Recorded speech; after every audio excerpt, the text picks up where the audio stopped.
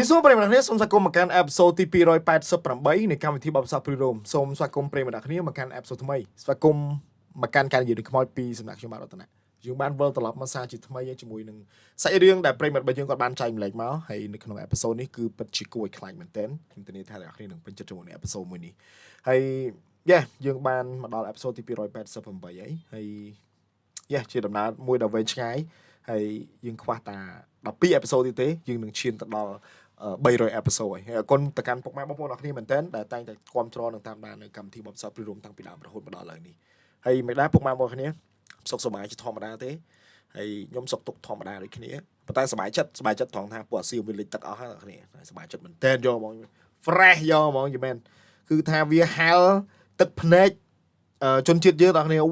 លេចឯងងាប់បែងដូចខ្មោចសัตว์ឯងពេញនឹងយកហ្មងអ្នកគ្នាគឺថាហ្នឹងហើយឯងទទួលនឹងកម្មពៀដែរឯងបានធ្វើបាបដាក់ខ្មែរហ្នឹងហើយអូខេកុំភ្លេចបងណាពីចប់ធ្វើកម្មវិធីរបស់យើងគឺសាប៊ូកក់សក់សេតសាបើសិនជាអ្នកទាំងគ្នាមានបញ្ហាជ្រុះសក់ខ្លាំងហើយកំពុងតែស្វែងរកផលិតផលណាមួយដើម្បីបន្ទប់ស្កាត់ការជ្រុះសក់របស់គ្នាកុំភ្លេចជាមួយនឹងសាប៊ូកក់សក់សេតសាតម្លៃត្រឹមតែ$23តែប៉ុណ្ណោះនៅក្នុងមួយឈុតអូខេយើងចូលទៅដល់អេពីសូតរបស់យើងនៅក្នុងថ្ងៃនេះគឺមានប្រិមិត្តយើងចូលរួមចំនួន5រូបផងដែរដែលពួកគាត់សុទ្ធសឹងតែជាប្រិមិត្តចាស់របស់យើងខ្លះហើយក៏មានថ្មីគួរសមផងដែរនេះថ្មីគួរសមអីវិញ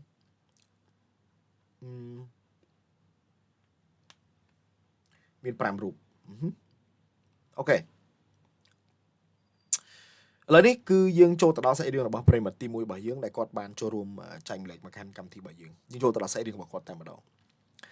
រឿងនេះខ្ញុំទទួលបានមកពីប្រិមិត្តរបស់យើងម្នាក់ដែលគាត់មានឈ្មោះថា Sebastian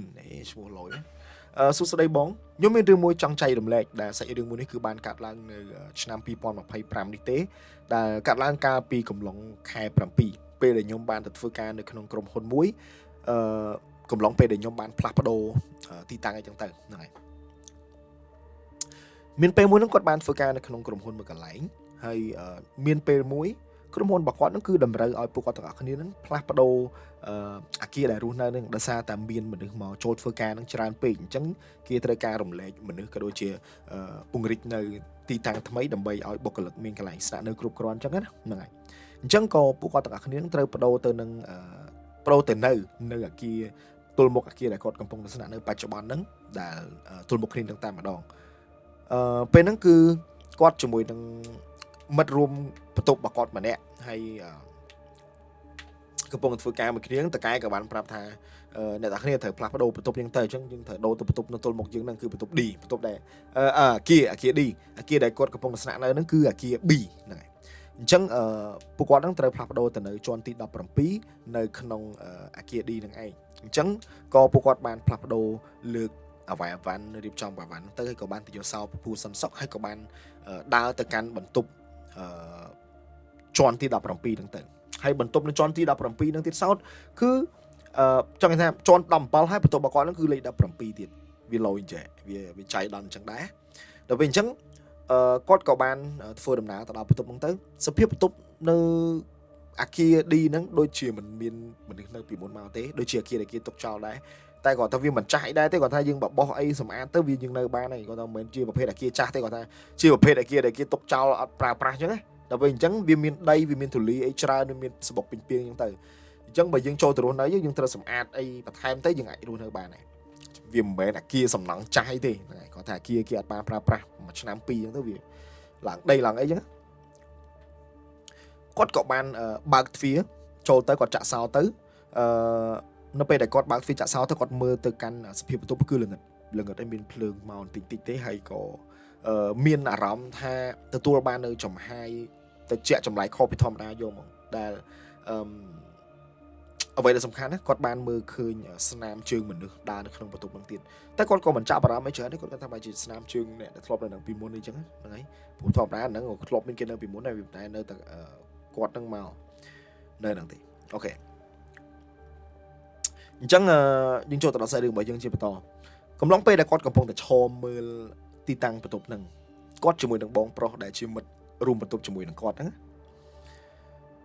បានឮសំឡេងគេបើកទ្វារហ្នឹងគឺជាទ្វារដែលគេចង់ថាមានបន្ទប់មួយសម្រាប់ដាក់ម៉ាស៊ីនបោកកៅអៅ គឺទ្វារបន្ទប់ម៉ាស៊ីនបោកខោអាវហ្នឹងបើកឲ្យបិទក្តាំងហ្នឹងយកមកទុងទាំងដូចជាមានមនុស្សនៅកន្លែងហ្នឹងចាំយកដៃហ្នឹង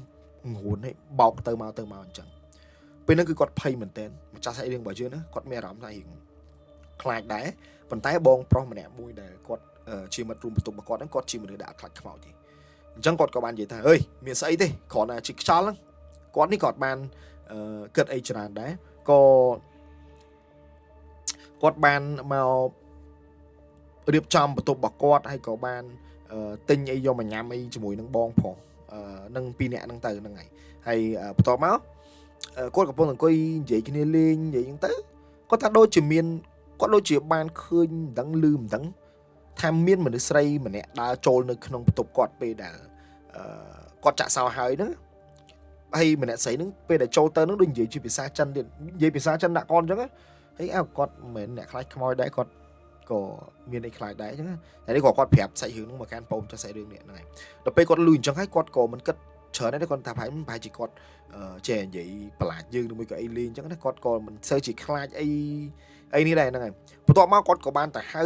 បងប្រុសមិត្តភក្តិរបស់គាត់ម្នាក់ពីរនាក់ទៀតដើម្បីមកអង្គុយផឹកស្រាជុំគ្នាទៅហើយនៅពេលដែលហ្នឹងក៏ធម្មតាមនុស្សប្រុសយើងពេលផឹកស៊ីចេះនិយាយពីនេះពីនោះអញ្ចឹងណាហើយបន្ទាប់មកគាត់ក៏បានទៅនិយាយគ្នាច្រឡំក៏របៀបថាដូចចូលប្រធានបទនិយាយរឿងខ្មោចចឹងបងប្អូនទាំងគ្នាដល់ពេលអញ្ចឹងបងមួយម្ចាស់ស្អីមិនបងម្ចាស់ស្អីរឿងឯងបងមួយដែលនៅជួបបន្ទប់មួយហ្នឹងធ្វើបើតែគាត់អត់ខ្លាចខ្មោចតែគាត់ជាអ្នកដែលអត់ប្រមាថគេទេវិញ្ចេះបងហ្នឹងមិនមែនជាអ្នកដែលប្រមាថទេបងហ្នឹងពេលហ្នឹងម្ចាស់ស្អីរឿងរបស់យើងហ្នឹងនិយាយតាក់ទងជាមួយនឹងរឿងខ្មោចហើយបងមួយហ្នឹងគាត់បានហាមថាអូយកុំនិយាយអីខ្លាចប៉ះពាល់ដល់គេកុំនិយាយព្រេះផ្ដាស់ដោយសារយើងទើបតែរើមិននៅអាគារហ្នឹងទេបន្ទប់ថ្មីរបស់យើងទេហើយក៏មានអារម្មណ៍ថាដូចជាមិនស្រួលអីដែរអញ្ចឹងកុំនិយាយព្រេះផ្ដាស់ហើយដល់ហើយនឹងម្ចាស់ស្អីរឿងរបស់យើងនេះអ្នកដែលចែកម្លែកស្អីរឿងមកណាគ្នាសវឹងដាក់គ្នាដល់ពេលសវឹងក៏បាននិយាយទាំងអត់មានបានគិតអីដែរអើយគ្មានខ្មោចអីទេបង2025ហើយនឹងមានខ្មោចមកពីណាទៀតទេវាថាពេលហ្នឹងអាសារតែគ្នាសវឹងដែរទើបនិយាយអញ្ចឹងរួចហ្នឹងបើថាមែនតើគ្មានតែហ៊ាននិយាយអញ្ចឹងទេហ្នឹងហើយបន្ទាប់មកតែគ្នានឹងមកចឹងគឺបងប្រុសរបស់គាត់ដែលជាអ្នកមិត្តរួមការងារហ្នឹងគាត់បានឃើញសម្មាល់មនុស្សដែលអត់មានក្បាលនៅក្នុងបន្ទប់ទឹកយកមករូបរាងមនុស្សសម្មាល់យើងតែអត់មានក្បាលឃើញរូបរាងមនុស្សសម្មាល់មនុស្សតែអត់មានក្បាលទេឃើញនៅក្នុងបន្ទប់ទឹកហើយគាត់ក៏អត់ហ៊ានយករឿងហ្នឹងមកនិយាយប្រាប់តែគាត់ដឹងថានៅហ្នឹងប្រហែលជាមានគេអីបលឹងវិញ្ញាណអីនៅហ្នឹងហើយទើបគាត់ហាមចាស់ស្អីរឿងយើងហ្នឹងកុំឲ្យនិយាយប្រេះផ្ដាស់អញ្ចឹងតែអូនចាស់ស្អីរឿងនេះវាថាគាត់រៀងស្វឹងទៅរៀងនេះដែរក៏នាំគ្នានិយាយសើចសប្បាយពេលអញ្ចឹងទៅក៏នាំគ្នាចូលដេករៀងខ្លួនហ្នឹងទៅពេលដែលគេចូលទៅដេកបន្ទប់រៀងខ្លួនហ្នឹងគាត់ក៏ដេកលក់ដែរប៉ុន្តែនៅពេលដែលគាត់កំពុងតែដេកសុកហ្នឹង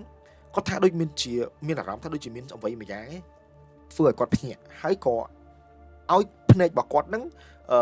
ងាកទៅមើលទីតាំងកន្លែងមួយដែលជាទីតាំងកន្លែងដែលជាបន្ទប់ដែលគេដាក់ម៉ាស៊ីនបោកខោអាវនៅពេលដែលគាត់ដើរចូលមកទ្វារដំបងលឺអាទ្វារបន្ទប់ម៉ាស៊ីនបោកខោអាវហ្នឹងបោកផាំងហ្នឹងហើយគាត់មានអារម្មណ៍ថាងាកទៅមើលកន្លែងហ្នឹងយកហ្មងគាត់បើកភ្នែកងាកទៅមើលកន្លែងហ្នឹងហើយបងប្អូនគ្នានឹងមកចឹងនៅពេលដែលគាត់បានងាកទៅមើលកន្លែងហ្នឹងគឺគាត់បានឃើញដូចជាមានមនុស្សស្រីម្នាក់ឬក៏មនុស្សម្នាក់អត់ដឹងច្បាស់ថាស្រីឬក៏ប្រុសទេតែមើលដូចជាស្រីសក់រៀងវែងតិចអឺតកចេញមកពីក្នុងបន្ទប់កន្លែងដាក់ម៉ាស៊ីនបោកអាវនឹងយកមកដែលមើលមកគាត់ចឹងណាដែលចង់ថាគឺចង់ថាពិតជាគួចអើយខ្ញុំអត់ដឹងនិយាយមិនទេខ្ញុំអត់ដែលជួបដូចជាធ្លាប់និយាយខ្មោចដែលអត់មានមុខមានអីហ្នឹងម្ដងធ្លាប់និយាយដែរតែមិនឃើញចង់ថាមនុស្សដែលអឺតចេញមកពីក្នុងបន្ទប់ដាក់ម៉ាស៊ីនបោកអាវហ្នឹង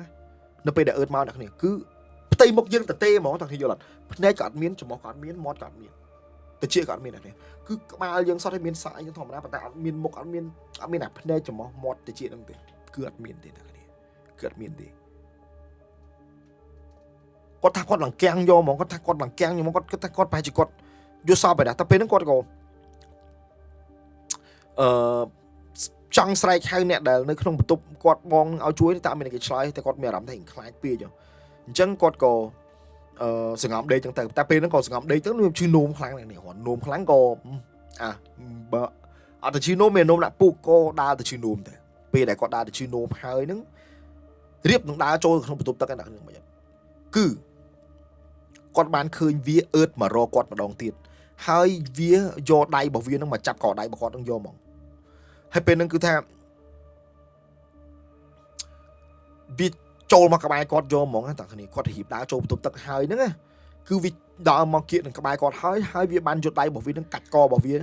នៅនឹងមុខគាត់ហ្នឹងតែម្ដងហើយគាត់ថាធ្វើទៅបាត់តែវាអត់មានមុខអត់មានវាអត់មានមុខវាអត់មានមាត់អត់មានភ្នែកអត់មានអីមែនប៉ុន្តែអាពេលដែលវាងាកមើលមកគាត់ហ្នឹងគាត់មើលទៅទម្រង់មុខរបស់វាហ្នឹងគឺវាញញឹមប្រឡាចយើងយល់អត់យើងញញឹមតើយើងញញឹមមាត់ហ៎អានេះមិនដឹងញញឹមតែថាបើយើងមានមាត់យើងមិនដឹងថាញញឹមហើយអត់មានភ្នែកទៀតប៉ុន្តែ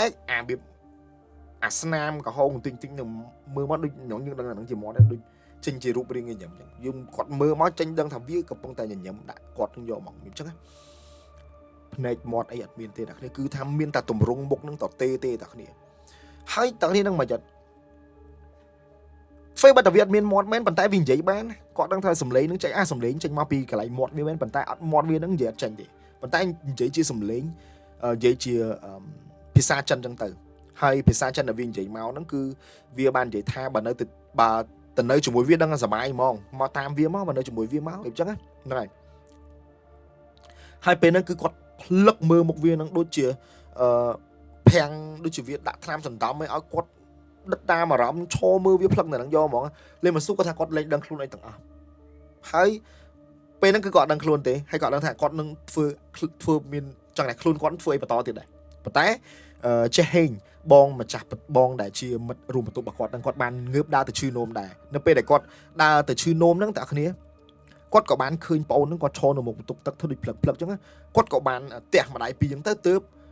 ដឹងខ្លួនតែបងប្អូនគ្នាដឹងមកពេលដែលគាត់ដើរទៅបន្ទប់ទឹកដឹងគាត់ឃើញប្អូនម្ចាស់ស្អីរឿងហ្នឹងធ្វើមកយ៉ាត់គឺយកក្បាលរបស់ខ្លួនឯងហ្នឹងបុកអញ្ចឹងទឹកបុកអញ្ចឹងគាត់ថាបើសិនជាឲ្យបណ្ដោយគាត់បុកដល់ព្រឹកនោះគាត់អាចមានបញ្ហាប៉ះពាល់របួសធ្ងន់ធ្ងរឬមួយក៏ដល់អាយុជីវិតគាត់ថាបានដែរចេះហេងពេលហ្នឹងបងហ្នឹងក៏គាត់មកដាក់ចឹងទៅបងហ្នឹងក៏ម្ចាស់ស្អីរឿងរបស់យើងក៏ដឹងខ្លួនហ្នឹងទៅហ្នឹងហើយស្អីរឿងហ្នឹងគឺមានតែប៉ុណ្្នឹងទេគាត់ថាហ្នឹងហើយគាត់ថាស្អីរឿងហ្នឹងគឺវាស្ថិតនៅក្នុងខេត្តបរសៃអនុគឺជាទីតាំងអគារកន្លែងដែលគាត់ធ្វើការមួយចឹងចិត្តតំបន់ម្ដុំទេសចរគេដែរអញ្ចឹងហ្នឹងហើយso នេះគឺជាសាច់រឿងរបស់ប្រិមត្តទី1របស់យើងដែលគាត់បានចូលរួមចែកម្លែកនៅក្នុងកម្មវិធីបបផ្សព្វផ្សាយរបស់យើងដែលរឿងនេះគឺពិតជាគួរខ្លាចមែនទែនអ្នកទាំងគ្នាអូខេប្រិមត្តគ្នានេះគឺជាសាច់រឿងទី1ដែលគាត់បានចូលរួមចែកម្លែកនៅក្នុងអេពីសូតទី288របស់យើងហើយយ៉ាងម៉េចដែរបើអ្នកគ្នាពេញចិត្តមួយសាច់រឿងនេះកុំភ្លេចចូលខមមិននៅខាងក្រោមផងហើយអរគុណទៅកាន់បងដែលបានចូលរួមចែកម្លែកនៅក្នុងកម្មវិធីរបស់យើងហើយឥឡូវយើងចូលទៅដល់សាច់រឿងជាបន្តរបស់ប្រិមត្តទី2របស់យើងដែលគាត់មានឈ្មោះថា Ya Girl គាត់ក៏ធ្លាប់ចែកម្លែកមកសាច់ចែកម្លែកសាច់រឿងមកកាន់កម្មវិធីរបស់យើងកាលពីអេពីសូតមុនដែរឥឡូវចូលត្រាសាច់រឿងរបស់គាត់ទាំងគ្នាសាច់រឿងរបស់គាត់នេះគឺពិតជាគួរខ្លាចហើយក៏យ៉ាងប្លែកដែរតោះយើងចូលទៅដល់សាច់រឿងរបស់បងស្រីដូចតទៅសួស្ដីបងថ្ងៃហ្នឹងគឺខ្ញុំមានរឿងមួយមកចង់ចែកម្លែកបងទៀតហើយក៏សុំទោសផងដែរកាលពីសាច់រឿងមុនដែលខ្ញុំអត់បានទៅសេបញ្ជាក់ឲ្យបងច្បាស់អញ្ចឹងបងអានទៅរៀងច្រឡំអញ្ចឹងក៏ខ្ញុំពិតជាសុំទោសបងពិតមែនហើយសង្ឃឹមថាបងនឹងមិនថាយចោះបាទថ្ងៃហ្នឹងគឺខ្ញុំមាននៅសាច់រឿងមួយដែលរឿងហ្នឹងគឺកាត់ឡើងមកលើខ្ញុំហើយក៏បានកាត់ឡើងទៅលើជាមួយនឹងពូម៉ាក់ខ្ញុំដូចគ្នាដែលកាត់ឡើងចំពោះពួកខ្ញុំពីរអ្នកផ្ទាល់តែម្ដងប៉ុន្តែបើមិនទៅអ្នកដែលគេមិនសូវខ្លាចខ្មោចប្រហែលជារឿងនេះមិនសូវជាគួរឲ្យខ្លាចប្រហែលទេប៉ុន្តែសម្រាប់អ្នកដែលចូលចិត្តរឿងខ្មោចហើយខ្លាចខ្មោចប្រហែលជាពេញចិត្តជាមួយនឹងសាច់រឿងមួយនេះកាលពីឆ្នាំ2022ខ្ញុំបានឡើងទៅរៀននៅសាលាមួយដែលនៅឆ្ងាយពីផ្ទះរបស់ខ្ញុំប៉ុន្តែខ្ញុំសុំមិនបញ្ចេញឈ្មោះទេខ្ញុំអាចបញ្ចេញឈ្មោះរបស់ខ្ញុំបានខ្ញុំមានឈ្មោះថាណារិនហើយកាលហ្នឹងគឺខ្ញុំរៀនថ្នាក់ទី7សេហើយខ្ញុំមានមិត្តស្រីម្នាក់ដែលគាត់មានឈ្មោះថាធីណាដែលគាត់គឺជាមិត្តរៀនជាមួយខ្ញុំតាំងពីបឋមមកម្លេះពួកខ្ញុំក៏បានឡើងថ្នាក់ហើយក៏បានមករៀនជាមួយគ្នានឹងរហូតដល់មកអនុវិទ្យាល័យហ្នឹងទៅពេលដែលចូលរៀនដំបូងគឺធម្មតាទេរហូតដល់រៀនបានប្រហែលជា2ខែជាងមានចង់ថា2ខែជាងហើយខែដែលបន្ទាប់ពីរៀនបាន2ខែហ្នឹងមកខែបន្ទាប់ហ្នឹងគឺជាខែដែលគាត់ជាមួយនឹងពូម៉ាក់របស់គាត់ហ្នឹងត្រូវមក កាន់វេនហ្នឹងទៅជាអ្នកកាន់សោថ្នាក់អញ្ចឹងណាធម្មតាជាអ្នកតាគ្នាធ្លាប់រៀននៅសាលារដ្ឋហ្នឹងហើយមានអ្នកដើរកាន់សោថ្នាក់មានអីអញ្ចឹងហ្នឹងហើយជំនាន់ហ្នឹងហើយណាជំនាន់ហ្នឹងនេះតាំងពី2022តាំងបានឆ្នាំមុនហ្នឹងទៅគាត់ហ្នឹងគឺជាអ្នកកាន់សោថ្នាក់ហ្នឹងទៅអញ្ចឹងគាត់ត្រូវមកសាលារៀងលឿនអញ្ចឹងទៅហ្នឹងហើយអញ្ចឹងជាទូទៅគឺពួកគាត់រៀនវេនថ្ងៃហ្នឹងគឺម៉ោង1ទើបគាត់ចូលរៀនប៉ុន្តែពេលហ្នឹងនៅពេលដែលគាត់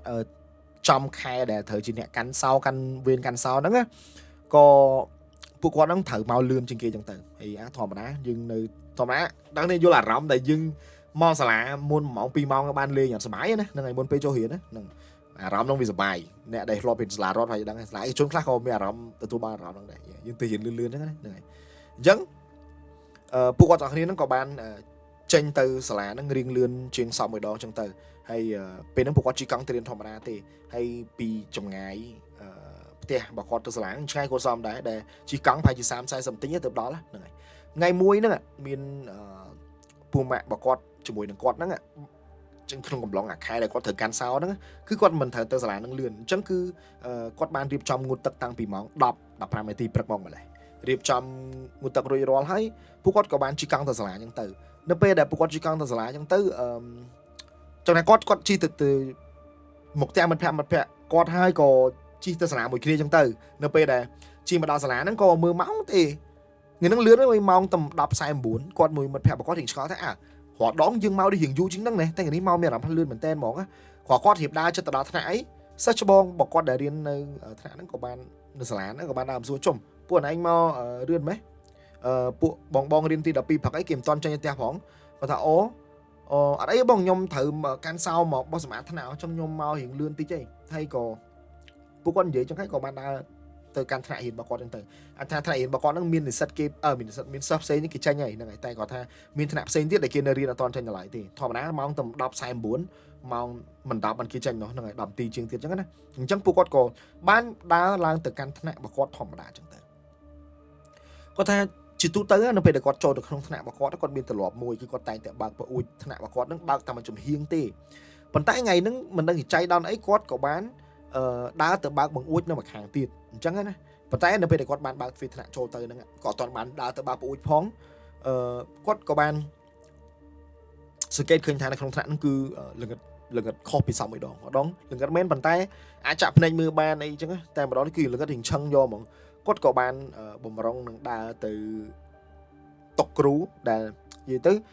តុកដែលគាត់រៀនហ្នឹងគឺអង្គុយទល់មុខតុកគ្រូយកហ្មងហើយនៅជាប់ប្រអួចតែគ្នាហ្នឹងហើយតែគ្នាអាចស្មើសម័យបានអីអញ្ចឹងគាត់ក៏បំរុងដើរទៅកាន់កន្លែងតុកគ្រូហ្នឹងតែបងប្អូននឹងមកយត់ស្រាប់តែគាត់បានឃើញនារីម្នាក់ដែលកំពុងតែអង្គុយនៅលើតុនៅក្នុងថ្នាក់រៀនរបស់គាត់នឹងយកហ្មងទាំងដែលថ្នាក់រៀនហ្នឹងមុនពេលមកហ្នឹងគឺគាត់ចាក់សោទេអត់មានអ្នកគេចូលមកបានទេ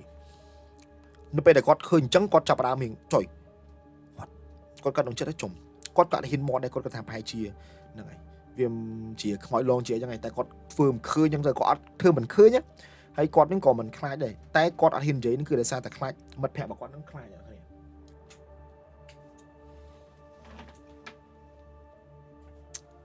អញ្ចឹង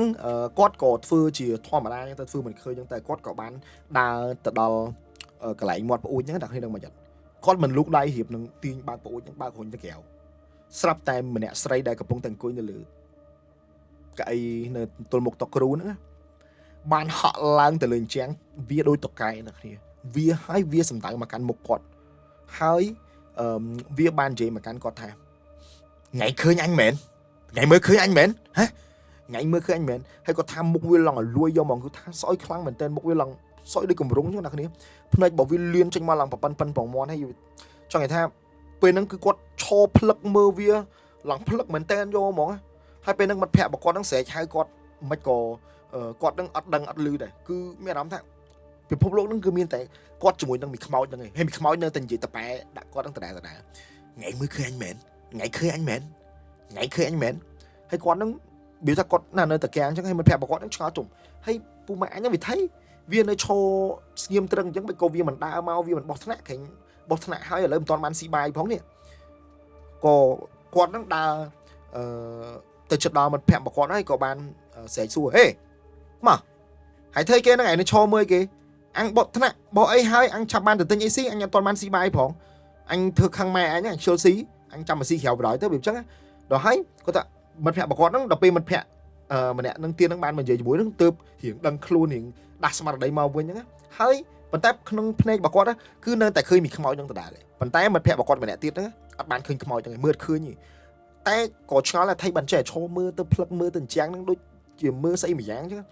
ក៏បានដើរហ្នឹងហើយមិត្តភក្តិបកគាត់ម្នាក់ទៀតហ្នឹងក៏បានដឹងខ្លួនហ្នឹងក៏បានដើរមកបោះថ្នាក់របស់យើងទៅធ្វើជាមិនដឹងមិនឮតែម្ដងហើយមានខ្មោចហ្នឹងវានៅវាពេញអញ្ចឹងថ្នាក់ហ្នឹងទៅគាត់នេះធ្វើជាមិនឃើញមានខ្មោចហ្នឹងក៏វាអត់វាដឹងថាម្នាក់កូនហ្នឹងមើលម្ចាស់សាច់រឿងរបស់យើងមើលវាឃើញប៉ុន្តែវាអត់តន់sureថាមើលឃើញ 100% ឬមួយក៏មិនដោយសារតែអត់មាន reaction អីសោះពីបងអូនស្រីម្ចាស់សាច់រឿងរបស់យើងនេះធម្មតាតែយើងមើលឃើញវាមើលឃើញខ្មោចយើងចេញអាកប្បកិរិយាខ្លាចឬមួយក៏អីតែនេះគឺគាត់ធម្មតាភ្លឹកអីធម្មតាអញ្ចឹងណាយល់អត់អញ្ចឹងមានខ្មោចហ្នឹងវាអត់អស់ចិត្តដល់គ្នាវាអត់អស់ចិត្តយល់អត់វាចង់ដឹងថាថ្ងៃមើលឃើញអញអត់ថ្ងៃមើលឃើញអញអត់អីចឹងគាត់ក៏បានបោះស្នាក់បើហើយក៏នាំគ្នាចេញទៅក្រៅចឹងទៅថាបំរុងនឹងទៅញ៉ាំបាយអញ្ចឹងក៏អត់បានញ៉ាំបាយថ្ងៃត្រង់បងគាត់ដើរចេញទៅក្រៅបាន2ជាតិគាត់នឹងឃើញថាអូផ្លិចយកកាបូបលុយគាត់ប្រាប់ពូម៉ាក់គាត់ថាហើយឈរចាំដល់អញចូលទៅក្នុងយកកាបូបលុយផ្លែនៅពេលដែលគាត់បានដើរចូលទៅក្នុងយកកាបូបលុយដល់គ្នាទៅមកគឺវាអង្គុយនៅកន្លែងដដែលកន្លែងដែលទល់មុខតុកគ្រូហ្នឹងគឺអង្គុយនឹងក្បែរតុកបងស្រីផ្សេងស្អីរឿងហ្នឹងបងហ្នឹងគឺគាត់ដើរទៅយកកាបូបនឹងក្បែរវានឹងតែម្ដងកាបូបគាត់នឹងដាក់ក្បែរវាខ្ញុំប៉ុន្តែម្ដងនេះតែនឹងមកចិត្តអាស៊ីនដបងពេលដែលបងស្រីហ្នឹងដើរចូលមកក្នុងថ្នាក់ហ្នឹងគឺគាត់ឃើញវាហ្នឹងកំពុងតែអង្គុយនៅលើអង្គុយលើកៅអីនៅមុខតុកគ្រូហ្នឹងប៉ុន្តែម្ដងនេះគឺអត់ទេវាអង្គុយនៅលើតុកគ្រូម្ដងហើយក្បាលរបស់វាហ្នឹងគឺនៅលើតុកគ្រូហ្នឹងឯងវាក៏អង្គុយនៅលើតុកគ្រូយល់ជើហើយក្បាលវាក៏ដាក់នៅលើតុកគ្រូហ្នឹងឯងហើយក្បាលវាងាកមកហ្នឹងគឺងាកមកមើលគាត់នឹងយកមកហើយគាត់នេះដើរទៅគឺធ្វើមិនឃើញវាហ្មងឯងសរសើរបងស្រីគាត់ធ្វើចិត្តបានណាបើសិនជាខ្ញុំឬក៏បងប្អូនអ្នកគ្នាខ្ញុំមិនដឹងថាអ្នកគ្នាធ្វើចិត្តបានឬមួយក៏អត់ទេតែខ្ញុំអូបាសជើងផ្កាប្រែប៉ុន្តែខ្ញុំដល់ពេលអញ្ចឹងគឺបងស្រីគាត់ធ្វើអត់ឃើញគាត់ក៏បានដើរហួសតុកគ្រូនឹងបានពី3មៀនជិតដល់lạiតុកដែលគាត់ត្រូវយកកាបូបលុយរបស់គាត់ហ្នឹងហើយមីខ្មោចស្រីហ្នឹងវាបានស្ទុះចាប់ក្បាលរបស់វាហើយរត់មកកាន់ដៃរបស់គាត់នឹងយកមកដៃវាត្រជាក់ដូចតកអញ្ចឹងហើយវាសួរថាថ្ងៃឃើញអញអត់បើយកឆ្លុះតមាត់ចង់កាច់ពុំគ្នាតមាត់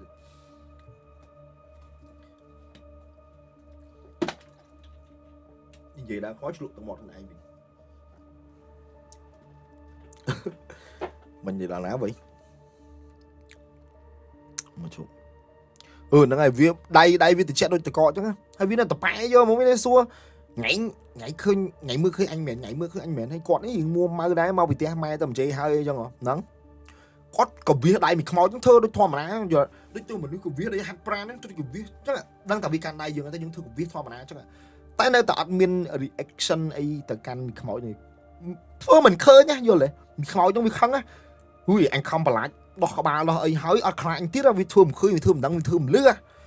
មានណាមីខ្មោចហ្នឹងវាបាត់រូបរាងហ្នឹងប៉ុន្តែវាឲ្យលឺសំឡេងយកមកសំឡេងវានិយាយដាក់ទៅជាប្អូនស្រីម្ចាស់ស្អីរឿងហ្នឹងដល់និយាយថាម៉េចអត់វានិយាយថាថ្ងៃចាំមើលអញធ្វើឲ្យពួកម៉ាក់ថ្ងៃងាប់ហ្មងថ្ងៃចាំមើលថ្ងៃធ្វើអត់ឃើញអញថ្ងៃធ្វើអត់ឃើញអញចាំមើលអញធ្វើពួកម៉ាក់ថ្ងៃងាប់គាត់គឺមិនខ្វល់គាត់ដើរទៅចិត្តមិត្តភក្តិរបស់គាត់ធម្មតាតោះអញយកហើយពួកម៉ាក់របស់គាត់ឈរចុយវិញអញឆ្ងល់យកកាបូបលុយយូរមែនអញឈរចាំក្នុងយូរអីណែទុកមុននឹងក្នុងlạiដោះស្រាយមួយមីខ្មោចហ្នឹងអញវិញដៃទុកនឹងនេះអញរមឃើញក៏នាំគ្នាដើរទៅហ្នឹងហើយដល់ពេលដែលដើរទៅដល់lạiញ៉ាំអីហើយមិត្តភក្តិរបស់គាត់ហ្នឹងក៏បានសួរមកកាន់គាត់ថាណែមុនហ្នឹងឯងមានលឺអីមែនឬមួយក៏ឃើញអីមែនក្នុងថ្នាក់អញឃើញឯងឈរមើលផ្លឹកទៅកាន់ជាងដូចមិនទេហើយមានឃើញអីមែនមានណាអញមានឃើញអីណាគាត់និយាយក៏ដើរចូលមករៀនទៅគាត់អត់ហ៊ាននិយាយខ្លាចមិត្តភក្តិរបស់គាត់នឹងខ្លាចចូលរៀនបាន1ម៉ោងស្រាប់តែពេលហ្នឹងគឺបានដល់ម៉ោងចេញលេងម៉ោងទី1ជួងទី1ហ្នឹងក៏គោះកណ្ដឹងគ្រូក៏អត់បានតាណាដែរតែមានសិស្សមួយចំនួនបានចេញទៅក្រៅហើយមួយចំនួននេះក៏ដល់ក្នុងហ្នឹងទៅហើយគាត់នេះក៏បានបងស្រីម្ចាស់ស្អីហ្នឹងក៏បានដើរចេញទៅបន្ទប់ទឹកដើម្បីទៅបដៃបាត់ជើងទៅហើយមិត្តភក្តិរបស់គាត់ម្នាក់ទៀតហ្នឹងគឺដែលថាបងស្រីដែលថាបោះថ្នាក់មួយគ្នាហ្នឹងគឺនៅក្នុងថ្នាក់ហ្នឹងដល់ហើយតែអត់បានចុះថ្នាក់ទេគាត់ក៏បានទៅបន្ទប់ទឹកអីធម្មតាស្រាប់តាមមកស្ទុះក្រោយមកដល់ហ្នឹងគាត់លឺសលេងអ៊ូអឈូឆោពីខាងថ្នាក់របស់គាត់យកហ្មងស្អីបើតែគាត់ដើរមកបន្ទប់ទឹកមែនលឺសលេងស្រែកអ៊ូអឡើងពេញហ្នឹងខ្ញុំផ្អើលគ្រូក្រាំងទៅមកស្ទុះក្រោយមកក៏មានមិត្តភក្តិរបស់គាត់ម្នាក់ទៀតរត់មកហៅគាត់ មកប្រាប់គាត់ថាហេហែមើពូម៉ាក់យើងខ្មោចចូលអញ្ចឹងណាគាត់នេះក៏រត់ទៅមើលអញ្ចឹងទៅរត់ទៅមើលទៅដឹងថាគឺជាមិត្តភក្តិរបស់គាត់ឈ្មោះធីណាហ្នឹងឯងដែលជាប្អូនស្រីម្នាក់ដែរជាដៃគូរបស់គាត់មកបោះសម្អាតដែលថ្ងៃដែលឃើញគាត់ឃើញមានខ្មោចហ្នឹងដល់ពេលអញ្ចឹងគាត់ក៏បានដើរទៅមើលទៅហើយសភាពមិត្តភក្តិរបស់គាត់ពេលហ្នឹងគឺខ្មោចហ្នឹងវាបានចូលខ្លួនភក្តិរបស់គាត់ហ្នឹងបានសម្រេចហើយគឺវាស្រែកប្រកាច់ប្រកិនដេកវាថាដល់គ្នាយល់ទេអាពេលដែលប្រកាច់ប្រកិនខ្មោចចូលគឺថាពិបាកចាប់មែនតើគឺថាស្រែកលើឡើងពេញឡងស្រែកអញចង់បានវាចុះធ្វើចឹងដល់ហើយគាត់ដើរទៅមើលទៅក៏គាត់ឃើញអាសកម្មភាពអស់ហ្នឹងហើយគ្រូក៏បានប្រងឲ្យយកគាត់ហ្នឹងយកទៅពេទ្យទៅអីចឹងណាហើយគាត់ក៏បានប្រាប់ថាគាត់ដើរទៅប្រាប់គ្រូមិនបាច់យកវាទៅពេទ្យទេគ្រូទុកឲ្យខ្ញុំនិយាយមួយវាគ្រូហ្នឹងគាត់ថាហើយឯងហ្នឹងស្អីមិននិយាយមួយវាបានហ្នឹងឯងទុកឯងចង់ទុកអាធីណាចោលឲ្យឃើញវាប្រកាច់ខ្លាំងទេអត់អីលោកគ្រូអាធីណាវាអត់កាត់អីវាខ្មោចចូលលោកគ្រូវាខ្មោចចូលតាឥឡូវលោកគ្រូចាំជួយទៅយកទឹកមុននៅក្នុងបន្ទប់ប្រូលបន្ទប់បណ្ណាល័យបន្តិចមកឲ្យខ្ញុំតិចមកលោកគ្រូ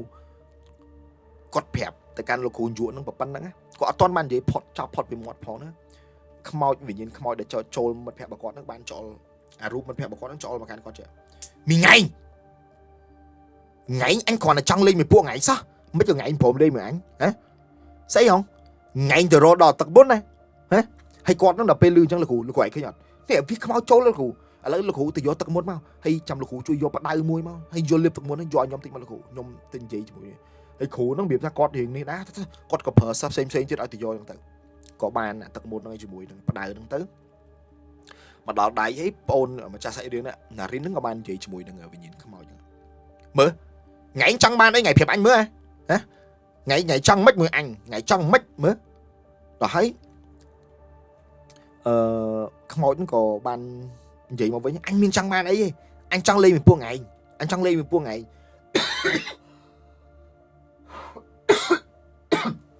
ហេហត់ដងនិយាយមិនដែរក្អកបងអញចង់លេងមួយពួកថ្ងៃមិនហើយគាត់នេះរៀងខឹងដែរអូថ្ងៃចង់លេងមួយអញមើលថ្ងៃចេញមកថ្ងៃស្ដាច់ក្បាលដាច់អីមុខថ្ងៃអាក្រក់ចឹងងាប់ឯងថ្ងៃអញលេងមួយថ្ងៃធ្វើម៉េចហ៎ថ្ងៃសើវាដាក់អញ្ចឹងថ្ងៃហ្នឹងហើយមុខឲ្យឡើងឲ្យលួយវល់ឲ្យស្អុយក៏គ្រប់អញទៅលេងមួយថ្ងៃធ្វើម៉េចហ៎ថ្ងៃឈួតមែនហ៎មានខ្មោចឈួតថ្ងៃឈួតមែនវាមិនថ្ងៃហើយពេលនោះគឺវាខឹងដែរអ្នកគ្នាមានខ្មោចហ្នឹងវានៅនិយាយតែហើយចុះអញគ្រាន់លេងមួយថ្ងៃមិនអត់បានទេចុះអញចង់លេងមួយថ្ងៃនិយាយទៅដូចនិយាយមិនស្គាល់នេះមកទៅនិយាយទៅគឺងាងយកហ៎នឹងនិយាយដដែលគាត់នេះខឹងដល់កម្រិតទ្រាំលេងបានហើយអាបដៅដែលគាត់លាបទឹកមុនហ្នឹងដាក់មីនឹងបដ ாய் មើលអញដាក់មីនឹងមើលដកឆ្វាប់មើលថ្ងៃខ្លាំងថ្ងៃចេញមកមើលថ្ងៃចំណាប់ថ្ងៃចេញមកមើលឆ្វាប់ហើយវាសើចអូយអាំបិបសើចថាមិនសើចអូយដូចខ្ញុំមកប៉ុណ្ណឹងណាសើចមកមហឹងយកហ្មងហ្នឹងសើចមកមហឹងមានណាថ្ងៃខ្លាំងថ្ងៃចេញមកថ្ងៃចេញឲ្យគេគ្រប់គ្នាឃើញថ្ងៃខ្លាំងមីខ្លាំងថ្ងៃចេញមើលវាយូខ្មោចមានណាថ្ងៃចាំមើលអញចេញឲ្យឃើញអស់គ្នាយកមកមានណាតាគ្នា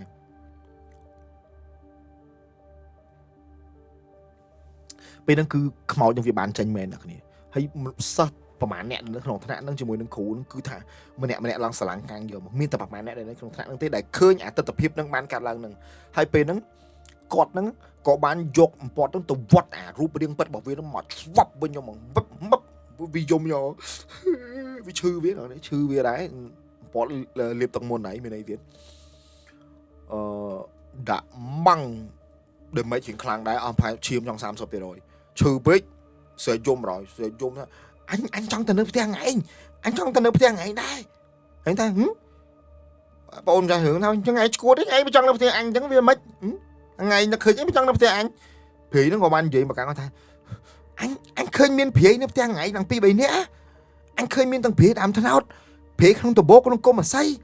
មានព្រាយក្នុងតបោកនឹងទៀតហើយព្រាយក្នុងតបោកនឹងតាថ្ងៃចាំត្រូវអត់អញឃើញវាមានអីឆ្ងាញ់ហ្នឹងបានអញចង់ទៅនៅផ្ទះថ្ងៃដែរវាមានអីស៊ីស្រួល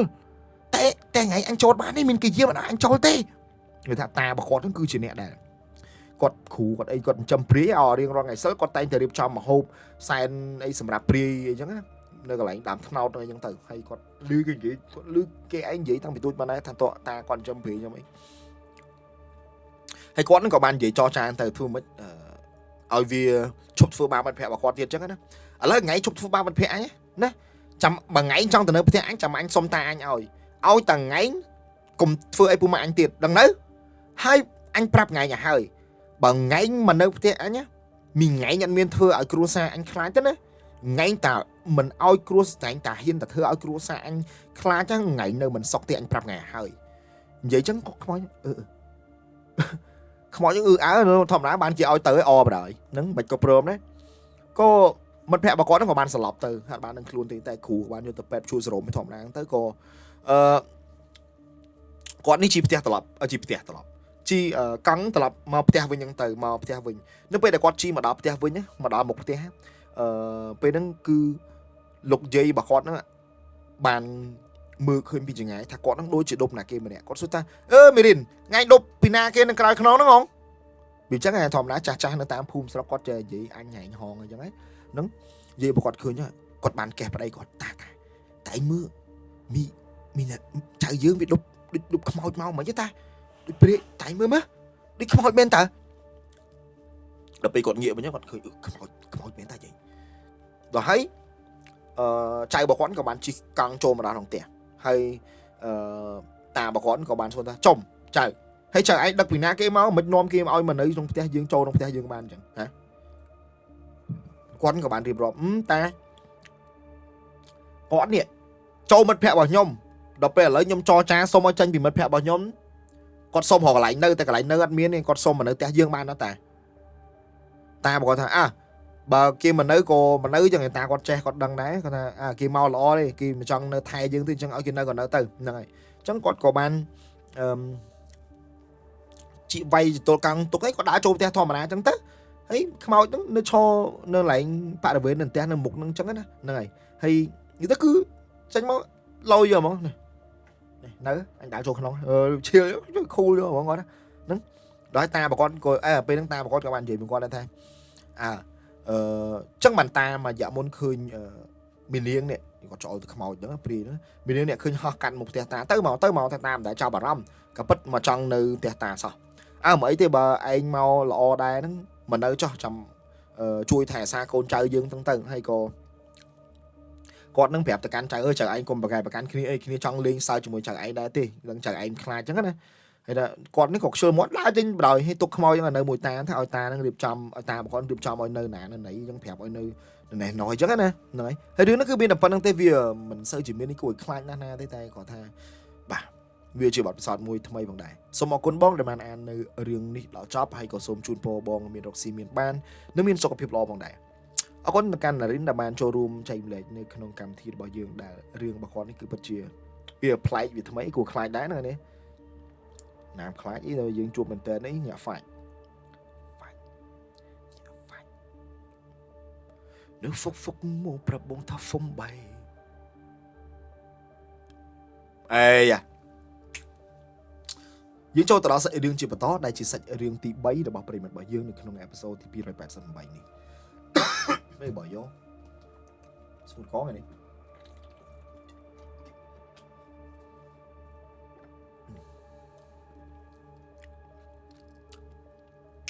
số đây bong nhom miền riêng tây trai nhầm lệ để tiếp tại các lang chủng buộc nhom cho mùi nâng mất xây bỏ nhom thay này tại mà đong bong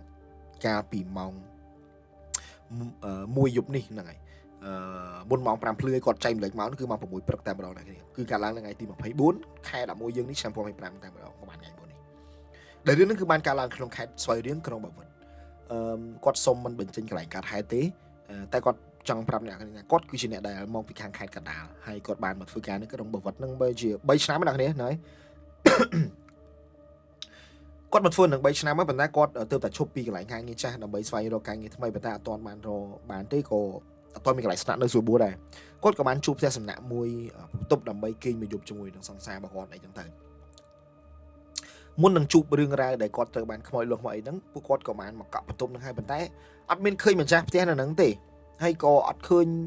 មានអាគេអង្គុយនឹងកន្លែង counter កន្លែងគាត់លុយនឹងដែរគាត់ក៏បានឆាតទៅហៅម្ចាស់ផ្ទះតាម Telegram ហ្នឹងទៅហើយពួកគាត់នឹងក៏អត់មានសង្ស័យរឿងផ្ទះហ្នឹងអត់មានមនុស្សនៅឬមួយក៏មិនគាត់បានចាប់អារម្មណ៍ដែរណាមកស្ទុះក្រោយមកក៏ម្ចាស់ផ្ទះហ្នឹងក៏បានមកយកលុយ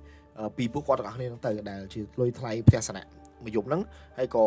ម្ចាស់ផ្ទះសនៈហ្នឹងគាត់ជូនអ្នកទាំងពីរហ្នឹងទៅកាន់បន្ទប់ដែលគាត់ត្រូវស្នាក់នៅទៅជាបន្ទប់ស្តៀងផ្ទះកុងតឺន័រដែរណាហ្នឹងហើយម្ចាស់ផ្ទះសនៈហ្នឹងគឺជាស្ត្រីជនជាតិចិនទៀតណាគ្នាគ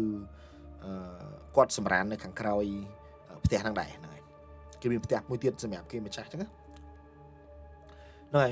នៅពេលដែលគាត់ជូនមកដល់មុខបន្ទប់គាត់ក៏បានឲ្យសោយគាត់ក៏បានចាក់ចូលក្នុងបន្ទប់ទៅហើយម្ចាស់ផ្ទះហ្នឹងក៏បានទៅវិញត្រៃណាគាត់នេះចូលក្នុងបន្ទប់សម្រាប់ដោយសារអស់កម្លាំងពេកក៏នាំមេដេកលោកបាត់ទៅប្រហែលជាម៉ោង2ទៀបភ្លឺពួកគាត់ក៏បានងើបពីគេងក៏មានអារម្មណ៍ថារៀងឃ្លានណាក៏នាំគ្នារកទៅញ៉ាំអីចឹងទៅ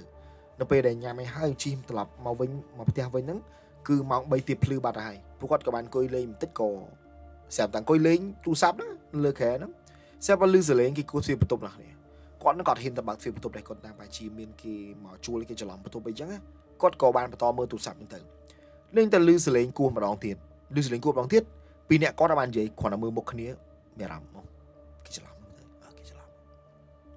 គាត់ក៏បន្តមើលទូរស័ព្ទម្ដងទៀតហើយដោយសារពេលហ្នឹងគាត់រៀងដេកគាត់រៀងញ៉ាំឆ្អែតដែរក៏សង្ងំគេចឹងទៅហើយមិនសង្សាររបស់គាត់ហ្នឹងក៏ងើបទៅញ៉ាំទឹកនៅក្បែរបន្ទប់ទឹកហ្នឹងនឹងក្បែរកន្លែងទ្វារហ្នឹងហើយកំពុងតែញ៉ាំទឹកហ្នឹងស្រាប់តែសង្សាររបស់គាត់បានលឺសលេងកាច់ទ្វារចូលមកកាត់ទ្វារបន្ទប់ហ្នឹងចង់ចូលមកតែចូលការដែលជាប់សោសង្សារគាត់ឃើញអញ្ចឹងគាត់ក៏ទុកទឹកដែលកំពុងញ៉ាំហ្នឹងគាត់ក៏ស្ទុះទៅបើកទ្វារចេញក្រាក់យកហ្មងឲ្យគេដឹងថានៅហ្នឹងមានមនុស្សនៅអញ្ចឹងប៉ុន្តែដល់នឹងមកនៅពេលដែលគាត់បានបើកទ្វារទៅក្រាក់ហ្នឹងគាត់រំពឹងថាគាត់នឹងឃើញមនុស្សនៅមុខហ្នឹងឲ្យដឹងថាបន្ទប់ហ្នឹងគឺមានគេនៅគាត់ចង់បង្ហាញគេអញ្ចឹងក៏មកចេញមកបើកប៉ុន្តែអត់មានអីនៅមុខហ្នឹងគឺអត់មានទាំងអស់នៅពេលដែលគាត់អឺតមើលឆ្វេងក៏អត់មានប៉ុន្តែនៅពេលដែលអឺតមើលទៅខាងស្ដាំគាត់បានឃើញមនុស្សស្រីម្នាក់ដែលមានលក្ខណៈដូចជាមនុស្សរូបរាងធម្មតាទេប៉ុន្តែឃើញគាត់ឈរនៅមុខបន្ទប់មួយថ្មឹងធម្មតាគាត់ក៏ចាប់អារម្មណ៍ដែរប្រហែលជាភ្ញៀវផ្សេងគាត់ថាភ្ញៀវផ្សេងគេឈរហ្នឹងអញ្ចឹងតែនៅឆ្ងាយពីបន្ទប់គាត់ក៏មិនគិតថាជាម្នាក់ស្រីហ្នឹងដែរដែលមកគូទ្វារគាត់មុនហ្នឹងឬមួយក៏ចង់ចូលបន្ទប់ហ្នឹងមុនហ្នឹងគាត់គិតថាប្រហែលជាអ្នកផ្សេងគាត់ក៏បកត្រឡប់មកគេវិញអញ្ចឹងទៅគាត់ក៏សង្សាររបស់គាត់ក៏បានត្រឡប់មកគេងវិញហើយគាត់នេះក៏សង្ងំគេងម្ចាស់ស្អីរឿងរបស់យើងហ្នឹងក៏សង្ងំគេងបានស្ទួនទៅគាត់អាចបើកភ្នែកបានប៉ុន្តែគាត់អត់អាចហាមាត់និយាយបានដោយសារតែពេលហ្នឹងគឺគាត់ដូចជាខ្មោចសង្កត់ចឹងមែនដូចជាខ្មោចសង្កត់គឺគាត់ត្រូវបានគេសង្កត់យកមកអាចដកដង្ហើមបានគឺពិបាកដូចគេខ្ទប់ដង្ហើមចេញចូលចឹងគាត់ចង់តែខ្យល់ហើយគាត់ស្រែកក៏ស្រែកលឺស្រែកក៏ស្រែកចេញគឺលក្ខណៈថាដូចគេបិទមាត់ដូចខ្ទប់មាត់ចឹងណាហ្នឹងហើយពេលហ្នឹងគាត់ក៏ព្យាយាមរើបារះបានបន្តិចចឹងទៅគាត់ចង់ដាស់សង្សាររបស់គាត់ដែរតែពេលហ្នឹងសង្សាររបស់គាត់ដេកលក់អីមិនដឹងថាបើរើខ្លួនមិនបានហ្នឹងទៅដាស់គេស្រែកហៅគេធ្វើម៉េចបើនិយាយរួចហ្នឹងហ្នឹងតម្រាំតាគាត់ព្យាយាមសង្ងំព្យាយាមរើខ្លួនចូលឡើងក៏រើបានចឹងទៅហើយក៏ងើបមកនៅពេលដែលងើបមកគាត់ក៏បានស្ទុះមកសាពះខ្នើយ3បណ្ដងចឹងណាហើយក៏ត្រឡប់បកទៅដេកវិញទៅហើយក៏យកដៃអោបសង្សាររបស់គាត់ចឹងណាហ្នឹងហើយគាត់ក៏ហ៊ានប្រាប់រឿងទៅកាន់សង្សាររបស់គាត់ដែរធម្មតាគ្នាពងដេកតែកែគ្នាអូនបងខ្មោចបងខ្មោចសកត់តាអាណាទៅធ្វើចឹងចេះសើចគេណាបើឲ្យអាចព្រឹកលឺខិសម័យរីជំនាញអង្គុយក្រោយនេះហើយទៅសើចណានឹងចុះសង្សារគាត់ពងដេកធម្មតាយើងខ្មោចសកត់អាណាទៅកែអូនដែរមើលបងខ្មោចសកត់ហ្នឹងហើយក៏គាត់ដេកអោបសង្សាររបស់គាត់ហ្នឹងទៅដេកអោបសង្សាររបស់គាត់បានស្ទុះក៏គាត់លឺសង្សាររបស់គាត់ស្រែកដូចប៊ីបឺចឹងណាហើយក៏គាត់ទៅដាស់សង្សាររបស់គាត់មានអារម្មណ៍ថាសង្សាររបស់គាត់ដូចប្រហែលជាគេសកត់ដែរមែនសង្សាររបស់គាត់ហ្នឹងគឺសកត់មែនគាត់ថាពេលហ្នឹងគឺគាត់រឺតកើតទេតល់តាសង្សាររបស់គាត់ម្នាក់ប្រុសម្ចាស់ស្អីរឿងហ្នឹងគាត់ដាស់ទើបគាត់ដឹងខ្លួនណាគាត់អត់មាននិយាយច្រើនទេគឺបានចេញរៀបចំអាវ៉ាន់ចេញពីផ្ទះសនៈហ្នឹងម៉ោង5ភ្លឺនឹងយកបងហើយមករកផ្ទះសនៈថ្មីមួយទៀតនៅម៉ោងរៀងព្រឹកចឹងតិចចឹងណាអ្នកគ្នាហ្នឹងហើយអញ្ចឹងនៅពេលដែលគាត់បានមកគេងទៅនៅហ្នឹងហើយគាត់បានចេញពីផ្ទះសនៈចាស់ហ្នឹងហើយមកដេកនៅផ្ទះសនៈថ្មីហើយគាត់ក៏បានសួរនាំទៅកាន់សង្សាររបស់គាត់ទៅកាន់បងស្រីសង្សាររបស់គាត់ហ្នឹងសួរថាកាត់អីឬមួយក៏មានរឿងអីខ្លះចឹងណាបងឯងបានជួយអីខ្លះចឹងទៅគាត់ក៏និយាយប្រាប់គ្នាទៅថាមកពេលបងឯងពេលយើងគេងបានបន្តិចហ្នឹងខ្ញុំលឺសលេងដូចគេរើអវ៉ាន់យើងមិនខ្ញុំអឺតមើលបើកភ្នែកមើលបងឯងខ្ញុំឃើញដៃមួយវែងចេញពីវាំងននបងឯងមើលហើយចង់មកប៉ះខ្នងខ្ញុំដល់ហើយ nâng bản nhom nghĩa tôi khơi nâng cho tham đáy nâng lúc mầm non mà trăng pa mà đẹp phó nâng sang sao anh gì trong vò mà cho nên ôn say nâng con bán khơi đáy muối rưa đôi ván ấy trên bị vàng non nâng lên khơi đáy muối trên bị vàng non nâng lúc mà trăng kè non ôn cho xe đứng nè còn đã con khơi đáy nâng clip mà số đáy nâng lúc từ khỏi vàng non vẫn bắt hay khmoi nó trôm mà scat cọt với nhau mà hay nó pe để khmoi nó vía mà scat cọt á cứ vì ao khơi mục do mà viên nên mục do mong viên cùi vì cho scat nó lên thùng như nhiều mong thấy cọt trên này đặc nên đang mày có bạn khơi khmoi sray nó cứ viêm mục đôi chỉ chôn triệt chân này mục đi chân tích trong Việt Nam tích thế nào thế hay mục vi hình chóm á hay chỉ miền sậy hình về hay mục sậy cho mưa ọt miền dưới thằng bài thầm cho cái này hay con đi phim đa khuôn anh phim đa smart đây khuôn anh nhô mày dấu chuyện dùng gì mới chết không ai chết là những gì mày dấu chuyện nó cả lỗi dương admin lưới vì chụp lon dương chứ nó miền đấy quạt có bàn phim rơi bầm ráng tới có bàn đừng khuôn đừng từ hay quạt bàn mày bàn ơi đá con ơi đá từ bị không ai đừng vì tao bắt không ai chân mày dấu chuyện đừng vì tao bắt á nâng rồi cái sao giờ này có lấy vậy rồi không ai nó có bị tao bắt chẳng từ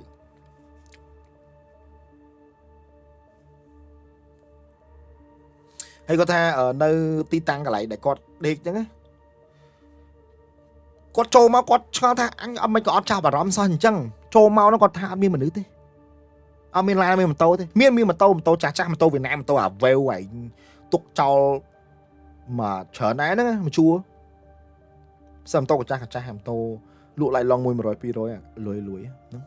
khôi ngồi lòng cô lòng pin nhau mà có cha bà rắm này mình nè mà đi những chụp này men đặc nè nơi mà đó một vật nó ơi nhảy na nhom vậy men nhảy na còn là ngày muốn nhom lang pi spy riêng từ một vật đầm bay từ nhà mà bị cha nơi bạch cha cái hai bạch cha nơi nè một vật score đấy mi cha phật thầy đó mi cha phật thầy bà con nó tranh men mi cha cú sáu mà đi kia để anh bà ta phật thầy bà con nó tranh nó mà nhảy tao như pleu anh vui nhảy nè nhưng mà đang thành cái này là bong bóng này luôn nó poi pad cột đang tham bọc bạc nó không ca luôn nơi đi mui còนี่มันเตะฟูตนามือที่พลานวิทมทมเปื่อยchứ vìนี่มันเต้นมองอะไรเนี่ยvìบบ้าตั้งการฟูจะได้โจจะมองลานบางก็ดังไอ้ตีคือลานทมเหมือนแต่ในจราจะหายโอ้ยอย่าต้องยมกว่าเจนปีบวัดเมาสบายเรียงไว้เนี่ยมันมองกันเลยจังปีเมาสเตะสหายมันคลาดย่อมองหลังซีมีชาจะให้ชีตามเพลย์หลังคลื่นเป็นยังไงกันมั้ยแล้วยังโจตนาใส่เรื่องชีพต่อได้ที่ใส่เรื่องแบบปริมาณบ่ยังมันเนี่ยติดสุดท้ายบ้องยังมีเรื่องว่าจังใจเลยได้ชีวัดพิซซ่าบ่ยังต่อยังมีชวนทันนี่ให้เรื่องนี้วิวมันเซอร์จิกุยคล้ายประมาณนี้ปัจจัยวิจิวัดพิซซ่าให้บัตรพิซซ่าบ่ย่อมให้เรื่องนั้นคือบานการล้างในพนมเปญในมันดมบังตะไบในขนมชนามปีปอนไผ่ใบการปิดชนามปีปอนไผ่ใบยมมันประดบเตะมันในกระไหลมวยกระไหลยมสมมันจังชิมูเตในมันดมบังตะไบนั้นยมมันนั้นประมาณ2 từ 4ก็ได้มีหนึ่งการล้างที่บ่hay nó chật nắng ban chân một năm còn miên cả này để cả làng chụp nhom một thôi để nhom khá chứ nè miên ngày muối nhom ban từ lên theo mình bảo nhom để các bác theo chua bảo nhom đang đa tế để theo mình bảo nhom nứng nhom cặp bông coi lên cha cọt cặp bông coi lễ xem ta bắt đây bảo mình nhom nứng để thời chị ông phò nó có cả ban chi tranh biệt phơi cam với nhưng mà đọc theo nó pe là con chi tranh máu con ôn cha sẽ đến nó con khơi ông phò nó đối đất là kia mình dáng đôi là kia dáng đôi chị đất mà được xây mà nè tam quên khỏi do mỏng hay mà nè xây nó cứ sợ việc bằng một lần chất do mỏng hay bẹ euro bỏ xó thấy pe là ông phò bà con nó cho bị lừa mà tấu có bật vì chân do mỏng con lúc nãy nhà con cái bông mưa chứ con mưa sờ lắng với bây giờ ngái khơi chi mà đó khơi ông mà con chụp mà tô một con nhá vậy tôi cho bị lừa tôi bóp bật khỏi thằng đài bật nè xây thằng đài thay giả ở xô lại con có bán chi mà phải theo mình những tiền mà theo vẫn có bán vô đưa nó tập răng mà đại mà mày mới nghĩ mấy nhom từng cùi tem mình nhở về ông phò chạy bị thử cá chỉ mà vĩnh lấy nhom khơi có đất mà được xây mình nè mày mới có con vay tôi một nhom hai mình đã xây nên lấy mặt một nhom món con có vô đưa nó tập răng ông mà con trong từ tại ông mà con còn miền đưa ai cả làng ấy để con cái miền dễ chọn này mà phải chịu bày tiệp lứ con đôi chỉ miền là về biển đã con ngư chăng con có bán ngư phải có hình chư nôm nãy đã tập tắc chư nôm nó có bán khơi dầm máu muối đã rút xong tại mà cán quạt luôn mình tên bỏ mà rút mà rồi mà quạt khơi những bùi rồi tôi mà rút bỏ khỏi lần phơi lần đua pru do món á đua lần pru tận nạp tận này những thứ quạt có bán bật phê cho nên hiện mới lại khơi nhở có chỉ dùng bạc phê cho mình thấy còn mình khơi như này rút lần mà bật tục để với bật không phôi chật cho mong mà stu quát có để vô sạp thà quát khơi khuẩn ấy nó gặp bông ở tròn vậy khi nãy chúng ta sẽ tại quát ban khơi mình được xây mà nè tại bạn đại chi mà tôi mau mày ôm bà quát á cứ cầm bông tại cho nơi cả lại một tập chua mà chỉ hiên tiệt đàn nơi các bài tập chua bà quát nè hai nơi càng cái không mà nè xây nó nên lên trang nó không hiểu sao bà quát nó hàng gọi không nè xây nó cứ miên chim này kia từ xây chia so tạc này ta đang chia so chứ còn ai là đặt gì hoặc là quát có bán từ riêng thò mà đá trong từ hay có thà pe nó gặp bông đá lại một nó chơi đá một mất phe quát nó đôi chỉ miên bên nào kia mà rồi nhà quát đá trôi từ không lan này đôi chụp bốc chơi nhá đá đấy lan như mà bị khổ chơi mất phe bà quát tiền đại to nó bàn mất phe bà quát sale tiền ông mà kia này quát đá không từ đôi plug plug nó này nó viêm mà chứ cái thứ này mọi thứ nữa mong đó thấy ngày ngay đông phong đá mong phải chỉ mong đập giúp đến quạt bàn khơi miền lan môi bể chi nơi chọp nơi cái lại là quạt bàn vô sập khơi mình lại xảy đang cho nó nơi có ai ta bảo quạt nó hay có miền khơi bong xa pòn miền nó mà lại video này tạo đang tham miền kia được ngày cả làng này hay có ba phải chết đây ta miền được ngày cả làng chụp pu mình lại xảy đang đi cái chứ này chọn màu bạn ngay tiết cứ chỉ ngay là quạt bàn tập tiền vinh thò mà đá với nó quạt bàn đào tập mà theo vinh mình này nói ta pe đào vinh mình này nó có kia run tập đá là đi ta còn thằng pe nó cứ đua thò mà đá nó lười chào play từ đây đá đôi à run đua đang kia run nhá có quạt đào mà đào theo vinh thò mà đá từ bên này càng làng thì mà đào theo quạt của bạn châu kiên châu yên tới ta dùng lại mong phải pin đọc con này chặt khang bà con cứ thao xoay chung mày ta hô ấy đằng pin đang nhô mỏng mỏng pin đắm chút đó nè bà con thòm bán của bạn đào tập hẹp kia này chặt khang chứ đấy thà chui luôn con luôn ấy tới thằng bố này bạn đi bạn buôn sai nhưng thời ca thời phong chứ đó có kia luôn con kia ta có sạt ta có nó mới chỗ đây chúng ta hay con đi đây cho lưu tục lại tứ rằng ấy hay cứ con đây chặt trình ta vô một này hai bố này đang bảo giật phơi bao giờ mình chỉ định theo mấy bàn tay còn đangทำở trên hai đây bàn chỉ bên nó mình đã xây nó ai cho mà không theo bà con hái biểu tham viên mà scat lười con tiền đặc này viên mà sai đặt cả đá chia bà con bằng trắng bảy sai đặt cả đá chia bà con nó xoáy bị sai đưa vô món sai lần thăng lần đi vô món hay quạt phi diêm đặt smart đây của anh thăng mình tên hay quạt bám phi diêm cầm rạc đây cầm rạc chương chắc là này hay cô đăng luôn tới cục bằng rạc luôn bán là hay có mình khơi về đây có bán stu ngược tranh pi cái lấy đó này còn là quạt stu ngược tranh bắp này cứ bị cho nên cả một quạt nó đừng trong khẽ nó giờ một cứ bị cho nên là một ta quạt bán đi tham màu tăng vì một mạch thế đừng là bị cho nên là một giờ một quạt cho một giờ món mình là quạt rút bọc vía rút hu vi cháo đó nè rút rong cho cam cho đá mình là này còn là điệp cho bị cam cho đá bắp vía cho nó lại cam cho đá nó cho tị bay nó giờ bằng cam tị bay nó giờ mà ôi what the fuck man là một cái vì cho lại đá nó 110 con rồi miền nào quạt plot cho đá lút cho bọc hòm lần cái trường đá rối trong này hay quạt này là quạt sấy chứ quạt vía từ mai quạt sấy hai mai quạt bàn mai quạt chuối hay bàn quạt sấy mọi lon chắc nó bàn mai quạt trình mà chuối giống tới hay có mai quạt trình mà 10 giống từ hay có ba bà quạt nó bàn co ba ấy giống tới cô nó là trường quạt pi bình ngáy bàn đá cả bình chắc á này hay có quạt đang đang tham mà nè sấy nó cứ chia mọi để slap để xa ấy đôi của mình mà rò con đấy té có ngon mình tên vô bằng đăng ấy nó còn có ngon đấy hay pa mạng bà con non con sỏi tắc sỏi trong từ hay tay con xong tại đi ta mới được con phẹp máu trong xong say tham nè sấy nó ai chia nè là con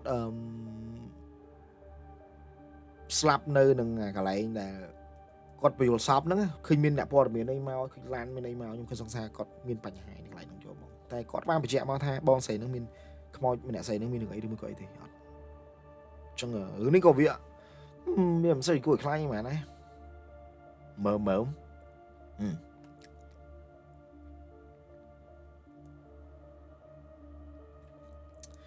ok lời ní dân cho từ đó xây riêng mới tiếp đại xây riêng là bảo premier bảo dưỡng đại cọt miền mua tha ở xiềng ho នេះគឺគាត់មានរឿងមួយចង់ចែកម្លែកមកកាន់បងប្អូនរបស់យើងដើម្បីស្ដាប់ទាំងអស់គ្នាហើយរឿងហ្នឹងគឺបានកើតឡើងទៅលើយាយចដូនមួយរបស់គាត់ម្នាក់ដែលមានឈ្មោះថាយាយលុនដែលរឿងហ្នឹងគឺកើតឡើងតាំងពីយាយលុនហ្នឹងគឺគាត់មានអាយុ20ឆ្នាំមកម្លេះកាលពីតែបច្ចុប្បន្នហ្នឹងលោកយាយមានបញ្ជន76ឆ្នាំហើយអញ្ចឹងរឿងហ្នឹងកើតឡើងមកជាចង់50ឆ្នាំហើយដឹង55ឆ្នាំគាត់សូមដាក់ចំណងជើងរឿងហ្នឹងថាខ្មោចដើមឫស្សី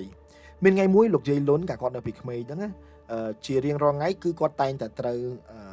ចាំយកម្ហូបពីម្ដាយរបស់គាត់ហ្នឹងដើម្បីយកទៅឲ្យពុករបស់គាត់ហ្នឹងដែលនៅចំការហើយពុករបស់គាត់ហ្នឹងគឺគាត់អត់ដែលនៅផ្ទះទេគាត់តែងតែស្នាក់នៅចំការផ្ទះខ្ទមរបស់គាត់ហ្នឹងដើម្បីយាមដំណាំរបស់គាត់អញ្ចឹងព្រោះខ្លាចមានចោរចូលលួចយូរទៅពុករបស់គាត់ហ្នឹងមកផ្ទះម្ដងហើយអញ្ចឹងជារៀងរាល់ថ្ងៃនេះគឺគាត់តែងតែត្រូវឲ្យម្ដាយរបស់គាត់ហ្នឹងគឺតែងតែយកបាយយកអីទៅឲ្យយីលុននឹងគាត់យកទៅឲ្យឪរបស់គាត់អញ្ចឹងណាហ្នឹងហើយមានថ្ងៃមួយហ្នឹងមហូបអីក៏ច្រើនហ្នឹងម្ដាយរបស់គាត់ក៏បានហៅណែកលុនយកបាយទៅឲ្យពុកតិចកូនអញ្ចឹងយីលុនក៏គាត់បានដើរទៅយកបាយហ្នឹងយកទៅឲ្យពុករបស់គាត់ហ្នឹងទៅដែលចម្ងាយចំការហ្នឹងគឺនៅឆ្ងាយពីផ្ទះ3-4គីឡូផងដែរយីលុនកាន់យកទៅនៅតាមផ្លូវព្រៃហ្នឹងគឺស្កាត់ម្នាក់ឯងហើយផ្លូវមួយដែលដើរចេញពីផ្ទះគាត់ហ្នឹងមិនសូវជាមានព្រៃប្រហែលទេគាត់ក៏បានដើរផុតពីផ្ទះរបស់គាត់ប្រហែលជា5-600 ម៉ែត្រក៏បានចូលទៅដល់ផ្លូវមួយដែលចាប់ផ្ដើមមានព្រៃនៅសងខាងហ្នឹងក៏រៀងស្ងាត់ដែរហើយក៏មានដើមអាស័យប្រហែលជា10ទៅ10ជួរដែរដែលច្រើនមកគួរសមដែរហ្នឹងហើយពេលនេះគឺម៉ោងប្រហែលជា3-4ថ្ងៃអ្នកគ្នាគាត់ដើរមកដល់កន្លែងដើមអាស័យហ្នឹងក៏លឺដើមអាស័យហ្នឹងវាកកាត់ងៀតដើមអាស័យកកាត់ហ្នឹងគួរឲ្យខ្លាចអ្នកគ្នាពេលយកខ្ញុំនិយាយមែនណាគឺគួរខ្លាចយកហ្មងគាត់ថាគាត់ឡងព្រឺក្បាលខ្ញាក់យកហ្មងលោកជ័យលុនហ្នឹងគាត់ឡងព្រឺក្បាលខ្ញាក់អញ្ចឹងណាធម្មតាគ្នាគាត់មនុស្សស្រីគាត់ដើរម្នាក់ឯងខ្លាចដល់ហើយគាត់ក៏ដើរអត់ហ៊ានរត់ឯខ្លាចជ្រុះបាយដើរក៏ដើរទៅដល់ចំការពុករបស់គាត់ហ្នឹងទៅក៏បានយកបាយឲ្យពុករបស់គាត់ប្រសាងទៅហើយនៅពេលដែលដើរត្រឡប់មកវិញពុករបស់គាត់ក៏បានឲ្យកបិតមួយទៅការពារខ្លួនផងដែរពេលដែលដើរមកវិញហ្នឹងមកដល់កន្លែងដើមអាស័យហ្នឹងគឺមេឃយប់ហ្នឹងគ្នាម៉ោង6កន្លះ7បាត់ហើយហ្នឹងម៉ែដើរមកដល់កន្លែងដើមអាស័យហ្នឹងក៏ធំក្លិតធូបបណ្ដោយគាត់ថាទេអញដើរមកថ្ងៃម៉េចមានឃើញអីទេវ៉ៃមិនមកឥឡូវធំក្លិនធូបអញ្ចឹងណាមានណាអ្នកគ្នានៅចម្ងាយពីគាត់ប្រហែលជា3-4 ម៉ែត្រគាត់ឃើញដូចមានស្អីខ្មៅនៅគុំអាស័យមិនទេវ៉ៃគាត់ខ្លាចដែរតែចង់ដឹងអ្នកគ្នាមើលទៅដូចទិញមងតិចដូចមិនទេអាណាយកទិញមងមកចងឲ្យដើមអាស័យវិញហើយបើអាស័យគុំច្រើនយ៉ាងហ្នឹងយកទៅដាក់មិនបានយីលុនគាត់បានថាមកឈរពីចម្ងាយមើលដើរទៅបន្តិចម្ដងស្រាប់តែគាត់បានឮសំឡេងមួយដែលចេញពីដើមអាស័យដែលគាត់កំពុងតែសង្កេតមើលហ្នឹងសំឡេងហ្នឹងបានស្រែកមកកាន់គាត់ថាហេតោះខ្ញុំភឺសបល់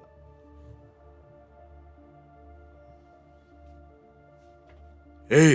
ស្រែកតែគាត់ចង់យកហ្មងគាត់ហេម៉ៅគាត់លោកយាយលុនគាត់ថាឡងភឺសបល់ឲ្យតាំងពីចង់ជើងដងក្បាលឲ្យព្រឺខ្ញាក់មែនតើយកហ្មងគាត់ថាអុយគាត់ហេយើងនៅម្នាក់ឯងពងលឺសលេងពងខ្លាចហ្នឹងឯងពីផឹកដើរពីថ្ងៃដើរមកសៅឡើយហ្នឹងចង់ងាប់អីឥឡូវធំក្លិនចឹងទៀតឲ្យឃើញនេះទៀតលឺហេទៀតណាគាត់កលេចទៅតាមអាសំឡេងដែលហៅគាត់ថាហេហ្នឹងណាងាកទៅគឺនៅលើចុងអាស័យមួយអ្វីដែលគាត់បានឃើញមនុស្សស្រីម្នាក់កំពុងតែអង្គុយនៅលើចុងអាស័យហ្នឹងហើយអាស័យហ្នឹងបត់ឡើងកោងឡើងចិត្តដល់ដីតែម្ដងហើយមុខមាត់របស់វាឡើងលួយវល់ឲ្យសក់វាឡើងហើយភ្នែកវិញនេះសក់វែងភ្នែកលឿនឡើងស្តិនប៉ិនចង់ប៉ិនពងអូទ្រីសធំមែនតើយកហ្មងណាហើយសក់របស់វាវែងមែនប៉ុន្តែរបៀបថាដូចទៅពេកចង់ជ្រក់អស់ហើយខ្លួនរបស់វាឡើងខៀវឲ្យតកៅចោះឡើងពេញខ្លួនហើយវាយកដៃវាយកវាយអាស័យលើងៀតហើយវាធ្វើសលេងហេវាធ្វើចឹងហើយមួយតែថាសលេងវាឲ្យយើងឃើញរូបរាងអាក្រក់របស់វាហ្នឹងហើយដល់បៃតងហ្នឹងហើយវាធ្វើវានិយាយវាធ្វើហេអូដល់គ្នាសាកសម័យយើងលឺសលេងហ្នឹងហើយថ្ងៃណាមួយយើងនៅណាម្នាក់ឯងលឺសលេងហ្នឹងមួយទៀតហើយយើងនឹកឃើញទៅដល់សលេងហ្នឹងដែលយើងបានជួបនៅកន្លែងហ្នឹងអូយ shit what the fuck មានអានេះពេលហ្នឹងគឺថាសក់វាវែងឡើងអូយគឺថាអូយតកៅចោះឡើងពេញហ្នឹងញហ្មងមុខមាត់វាអញ្ចឹងមានអាយេលុនគាត់រត់យកមកបន់ម៉ែបន់ឪផងហើយខ្មោចហ្នឹងវារត់តាមពីក្រោយផងវាធ្វើសលេងអាវាធ្វើបន្លាចស្រែកហៅអញ្ចឹងវាដូច zombie នេះម៉ែដល់ហើយខ្មោចនឹងរត់គាត់តាមផងសើចផងយេលុនគាត់យំផងអញ្ចឹងណានឹងមានណាគាត់ដាក់មេប្រូចរត់មកដល់ផ្ទះស្លាប់ឆឹងយកហ្មងអ្នកគ្នានៅពេលគាត់ដឹងខ្លួនវិញ2ថ្ងៃក្រោយបាន គាត់ដឹងខ្លួនវិញហ្នឹងគាត់ដឹងខ្លួនវិញហ្នឹងម៉ែគាត់ប្រាប់ថាគាត់ឯងស្លាប់2ថ្ងៃអញ្ចឹងដល់ពេលម៉ែគាត់សួរមានរឿងអីបានកាត់ឡើងចំពោះខ្លួនឯងអញ្ចឹងកូនបានកូនឯងមានរឿងអត់ថ្នាក់ហ្នឹងអញ្ចឹងណាដល់ហើយក៏យលុនគាត់ប្រាប់ពុកម្ដាយរបស់គាត់ទៅគាត់ថាពេលហ្នឹងគឺគាត់បានជួបខ្មោចចេះ1ចេះ2អញ្ចឹងណាអ្នកនេះទើបគាត់ភ័យពេកទៅគាត់រត់មកដល់មុខផ្ទះហ្នឹងទើបគាត់ស្លាប់អញ្ចឹងទៅនិយាយទៅគឺខ្មោចរបស់គាត់ហ្នឹងគឺខ្មោចរបស់គាត់ខ្មោចដែលលងគាត់ហ្នឹងគឺថាសាហាវមែនតើយកមកនេះគឺថាធម្មតាទាំងនេះម៉ែមកអីទាំងភ្នែននេះរត់ដេញតាមទៅធ្វើស្រែកហេអញ្ចឹងហើយអញ្ចឹងវា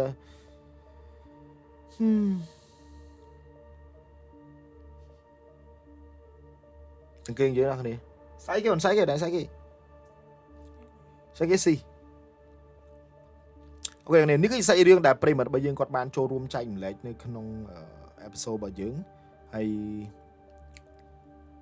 អូមានប្រិមត្តរបស់យើងគាត់ចូលរួមចែកម្លែកជា voice សម្លេងមកច្រើនគួរសមដែរហ្នឹងអាយ៉ាសួស្ដីបងខ្ញុំមានរឿងចង់ចែកម្លែកមានរឿងច្រើនរឿងទី1សូមដាក់ចំណងជើងថាជឿហើយថាលោកនេះមានអាបគាត់ voice មកនេះរឿងទី2ទិញឈើផ្ទះ2នាក់អូដមានជ័យមកធ្វើផ្ទះគាត់មាន3 4 5រឿងអូខេអញ្ចឹងយើងចូលទៅស្ដាប់នៅសាច់រឿងរបស់ប្រិមត្តរបស់យើងដែលមានឈ្មោះថាសេនីតដែលគាត់បានចូលរួមចែកម្លែកមករហូតដល់5រឿងឯណោះ voice ណាអញ្ចឹងអេពីសូតនេះប្រហែលជា1ម៉ោងជាងរបស់គេដែរនេះអេបដែរអញ្ចឹងចង់ដឹងថាសាច់រឿងដែលសេនីតបានជួបនឹងវាគួរឲ្យខ្លាចកម្រិតណាហើយគួរចាប់អារម្មណ៍កម្រិតណាយើងទៅតាមដានស្ដាប់ទាំងអស់គ្នាហ្នឹងហើយបងដោយសារខែទឹកឡើងនៅខាងស្រុកអង្គរបូរីខ្ញុំហ្នឹងគេចូលចិត្តតលេងខាងគេបោះហ្នឹងអាហ្នឹងជាវាស្រែមួយយល់គេពេញនិយមតលេងមកឲ្យតែខែទឹកឡើងហើយឆ្នាំនោះប្រហែលជា10ឆ្នាំអីមុនណាបងហើយនៅនោះមានឈ្មោះថាសកែដងអូដែលគេទៅមកបង្កើតថ្មីខ្ញុំអត់ច្បាស់ថាឆ្នាំទីប៉ុន្មានទេកាលនោះដូចជាខ្ញុំរៀននៅវិទ្យាល័យឬក៏អនុវិទ្យាល័យអីហ្នឹងហើយបងខ្ញុំអត់ច្បាស់ទេដោយសារវាបង្កើតលឿនហើយក៏បិទទៅវិញចឹងដូចជាបានប្រហែលឆ្នាំគេក៏បិទទៅវិញទៅហ្នឹងហើយដោយសារពេលនោះខែទឹកឡើងហើយគ្រូកណាត់មិត្តភក្តិខ្ញុំហើយក៏នាំគ្នាទៅលេងរបៀបដូចសួនមានកញ្ចុះមានអីចឹងហើយធ្វើគ្រូកណាត់ឲ្យពួកម៉ាក់ខ្ញុំហើយខ្ញុំកាលហ្នឹងខ្ញុំបានដើរទៅក្រោយជាមួយមិត្តភក្តិប្រុសខ្ញុំម្នាក់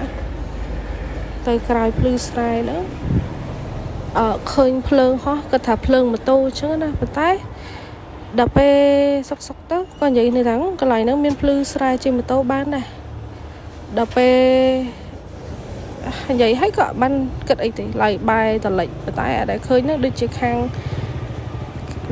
ជើងខាងត្បូងខ្ញុំអត់ច្បាស់ខ្ញុំអត់ស្គាល់ខាងជើងខាងត្បូងប៉ុន្តែភ្លើងនោះវាចេះតែហោះទៀបមកហើយនៅភ្លឺស្រែអញ្ចឹងណាដល់ពេលហើយទៅវាហោះទៀបរហូតដល់ចិត្តយើងចង្អាយប្រហែលជាថា 4-5 ម៉ែត្រចុះទៅបើដឹងថាហ្នឹងជាភ្លើងអាបអញ្ចឹងណាភ្លើងវាបែបដូចបច្ឆេះចង្គៀងហ្មងកាលតែខ្ញុំឃើញហ្នឹងអត់មានពណ៌ខៀវពណ៌អីគឺភ្លើងលឿងដូចភ្លើងចង្គៀងហ្មងទៅតាំងពីហ្នឹងមកបានជាជឿគ្នាមួយមិត្តភក្តិខ្ញុំហ្នឹងថាវាពិតជាមានអាបពិតប្រកបអីចឹងណាហើយបើតាមខ្ញុំចាំខ្ញុំអត់បានឃើញមុខអាបនឹងច្បាស់ទេវាដូចរបៀបថាភ្លើងយើងឃើញតែភ្លើងហ្នឹងក៏វាមិនជាធំណាស់ណាដែរប៉ុន្តែតាំងពីហ្នឹងមកជឿហ្មងថាមានអាបហើយដល់ពេលអញ្ចឹងមានណានាំគ្នាទៅផ្ទះមុនគេហ្មងមិត្តភក្តិនៅកម្មវិធីហ្នឹងក៏បានប្រាប់អីដែរគឺទៅផ្ទះមុនហើយនៅពេលតែជិះតាមផ្លូវងាកមកក៏នៅតែឃើញអាភ្លើងនៅម្ដុំនឹងឯងវាហោះដូចរបៀបដូចវាចុះស៊ីកែបស្អីក៏យើងអត់ដឹងហ្នឹងហើយបងតាមពិតពេលហ្នឹងគឺចាំបានថាភ័យហើយខ្លាចខ្លាំងប៉ុន្តែវាដោយសារវាយូរឆ្នាំហើយវា 4-10 ឆ្នាំហើយអញ្ចឹងក៏ភ្លេចdetail អីទៀតអញ្ចឹងណាប៉ុន្តែដឹងតែពេលហ្នឹងភ័យខ្លាចខ្លាំងហើយជឿហើយពេលហ្នឹងភ័យតែខ្លាចឆ្លងអាបឆ្លងអីណាកាលហ្នឹងយើងក្មេងដែរបងព្រោះជំនាន់ 4-10 ឆ្នាំមុនថ្នាក់វិទ្យាល័យអនុវិទ្យាល័យអីមានអារម្មណ៍ថាអត់ទាន់សូវដឹងអីដូចជំនាន់នេះព្រោះថាមិនសូវជាសម្បូរទូរស័ព្ទអីប្រើអីទេកាលហ្នឹងដូចជាស៊េរីទូរស័ព្ទ iPhone 5 អីទេណែបងរឿងទី1មានតែប៉ុណ្្នឹងឯងគ្រាន់ថាចង់ចាញ់លេខថាបានជួបប្រភេទដូចភ្លើងអាបអីនឹងផ្ទាល់អីចឹងណាចឹង còn ở trong mau vậy chạy đồng lệ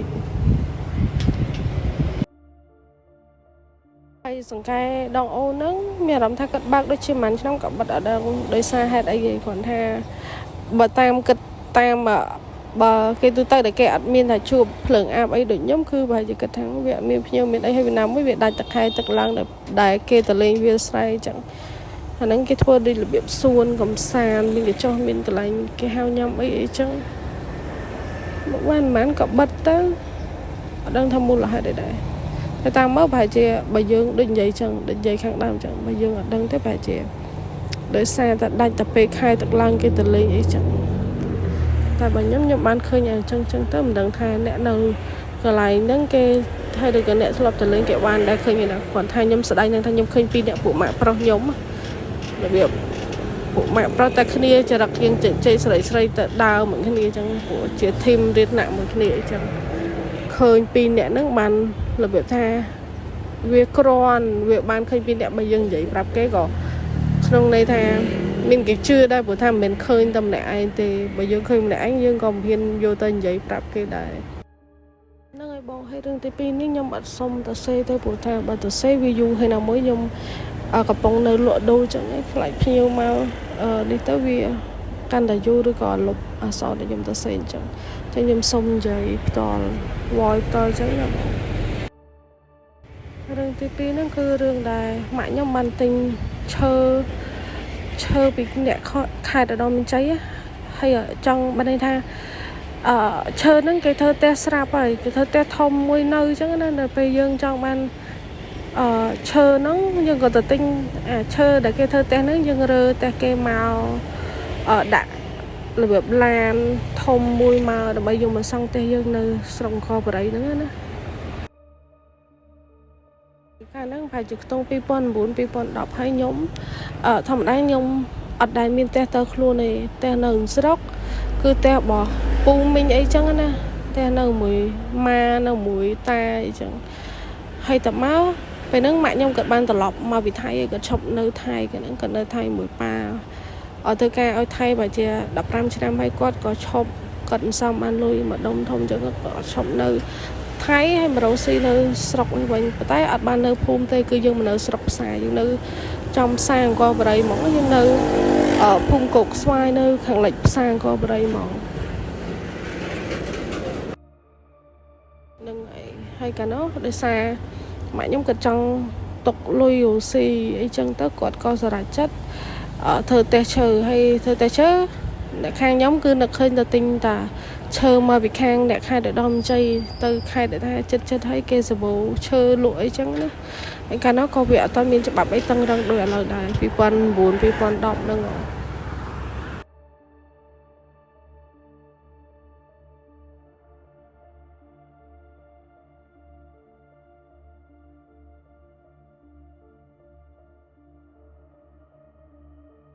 nâng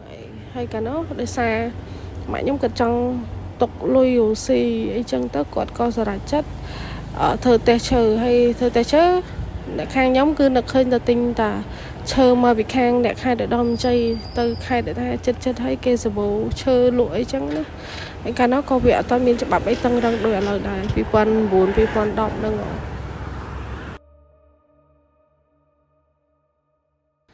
cả nếu nhom tâm tập thân này của mùi hay là muối dương sờ bài chất nó pe đậm ăn nơi trong pa mãi chẳng nè hay cả nắng tâm miền tây luôn anh lương từ bố giờ pi sờ lại nha sờ bài chất đang miền là lắm này đây mà đưa ở đây miền tây luôn anh nơi chia tây cho mua thang tây bò của xa luôn ấy chẳng sờ bài chất đang sờ lại tây nữa hay pa nhóm coi chưa mà đưa được tha còn đôi sờ tây mấy tây chẳng ở biển cô này bò chút tây xả tây cái máy nhóm nè rosi nè cho ca phải y lui rọp y nơi xa chẳng hình nhóm tuần tì với nhóm cư cả nắng còn để chia sẻ hơi từ riêng lại thì vùng môi trong mà riêng có bao giờ test lạnh test mới thay test nó ngày bồng hay thầm đá dương miền tây có đang trên núi của mai dân cư đông tầm miền trên miền tây hay trên miền tây nhóm nước mẹ làm theo chiêm được pro chẳng hay nơi một tay nhóm nước miền đông tại đó cùng mùi ហើយអ្នកនៅនឹងគេប្រាប់ថាអូមានយូរតាំងពីជំនាន់ប្រពតអីចឹងណាបងហើយមានអារម្មណ៍ថាដើមទឹកដោះគោនឹងវាមានអីកាន់ហើយជំនាញទេខ្ញុំក៏មានអីចឹងណាបងហើយយើងកាលហ្នឹងក្មេងហើយបើខ្ញុំអត់សូវជួបអីទេគាត់តែចង់ប្រាប់ថាជឿថាវាអាចនឹងមានជំនាញផ្ទះមែនអីមែនហើយគាត់ថាបើនៅជំនាញផ្ទះនៅស្រុកភូមិនោះគឺស្រីតែពេលជំនាញផ្ទះនៅនេះគឺរបៀបមនុស្សប្រុសហើយមានធំដៀងអីចឹងណាហើយនៅក្មេងៗគឺធ្លាប់យល់សប្តិឃើញគេមកឲ្យឃើញថាអត់ដែលមានជើងមានអីហើយបើសម្រាប់ខ្ញុំអត់សូវខ្លាចទេព្រោះគិតថាផ្ទះខ្លួនឯងជំនាញខ្លួនឯងអីចឹងហើយនៅពេលដែលគេងថ្ងៃអីចឹងយើងមើលទូទៅខាងហ្នឹងមាន DTV គេដាក់ចានកែណប់អីចឹងមើលចឹងដូចរបៀបថ្ងៃជន់តែដូចមានអ្នកមកអែលក្បាលអីដូចរបៀបជំនាញផ្ទះស្រឡាញ់ម្ចាស់អីចឹងមិនមែនលក្ខណៈថានេះទេរបៀបអញ្ចឹងស្រាប់ខ្ញុំមិនដែលឃើញអីដែលប្លែកទេគ្រាន់តែថាត្រឡប់ម្ដងដែលខ្ញុំគេងមើលទូទៅគេងលក់ពេលថ្ងៃចឹងអត់បានទៅរៀនអញ្ចឹងមានអ្នកមកអែលអីក្បាលអីចឹងណាដូចធ្វើឲ្យយើងដឹងហ្មងតែអត់ដែលយើងឃើញតលគ្រាន់ធ្លាប់ឃើញក្នុងយល់សប្តាហ៍អត់ដែលមានជើងប៉ុណ្្នឹងឯងហើយមួយទៀតពេលហ្នឹងខ្ញុំបានឡើងដើមដោះគោមុខផ្ទះហើយឡើងពីអ្នកប្អូនជំរុញមួយខ្ញុំប្រុសតែគេអត់អីទេខ្ញុំទៅជាជាប់ជើងជាមួយអាចពីមហ្នឹងហើយមានអារម្មណ៍ថាចេះវាបើយើងដកជើងមកបានប៉ុន្តែស្ដីយើងដកជើងចេញពីអាចពីមដែលយើងជាប់ជើងនោះវាអត់បានទេហើយដល់ពេលអញ្ចឹងអ្នកភូមិអីក៏គេធ្លាប់និយាយដែរថាដើមដោះគោហ្នឹងវាមានស្អីនៅនឹងព្រោះថាវាយូរហើយអីចឹងមានអ្នកកាន់មានអីចឹងយល់រួមរឿងនេះវាអត់មានអីគួរឲ្យខ្លាចទេបងគ្រាន់ថាដូចរបៀបចង់និយាយថាវាមានជំនាញផ្ទះមកអីចឹងឲ្យដឹងយើងដឹងថាមានជំនាញផ្ទះមានអីចឹងណាហើយមកដើមដោះគោហ្នឹងវាដូចមានអ្នកកាន់ព្រោះថាដើមដោះគោហ្នឹងវាយូរហើយយប់ឡើងពីក្មេងអញ្ចឹងអត់ចង់ដោះធ្មេញមុនចូលគេអញ្ចឹងប៉ាវាយឲ្យដោះធ្មេញឲ្យដោះធ្មេញមកផ្ទះមានយើងមានពីងទឹកមកផ្ទះអញ្ចឹងយើងដោះធ្មេញតម្លាក់មកពីលើផ្ទះអញ្ចឹងហើយឃើញសស្ទង់នៅនឹងដើមដោះគោប៉ុន្តែអត់ខ្លាចទេមានអារម្មណ៍ថារបៀបគេអត់ឲ្យយើងឃើញច្បាស់តែពីកាលពីក្មេងហ្នឹងគឺខ្ញុំជាមនុស្សដែលខ្លាចខ្មោចខ្លាំងមកតែគ្រាន់ថាវាដូចមានអារម្មណ៍ថានៅផ្ទះយើងអញ្ចឹងវាអត់អីគាត់រឿងទី2មានតែប៉ុណ្្នឹងឯងបងតាមពិតនៅពីក្មេងហ្នឹងខ្លាចគួរខ្លាចអីចឹងប៉ុន្តែដល់ពេលធំទៅយើងវាអស់អាភាពខ្លាចទៅវាអត់ដឹងថានិយាយមិនឲ្យចែករំលែកមិនឲ្យថានេះតាមពិតវាមានរឿងច្រើនតែបងគ្រាន់ថាយើងយូរដែរយើងវាភ្លេចតាមពិតមានតែតិចទៀតហើយចាំបានថាពេលហ្នឹងម៉ាក់ប៉ាខ្ញុំក៏បានឈប់នៅហ្នឹងមករស់នៅប៉ោយប៉ែត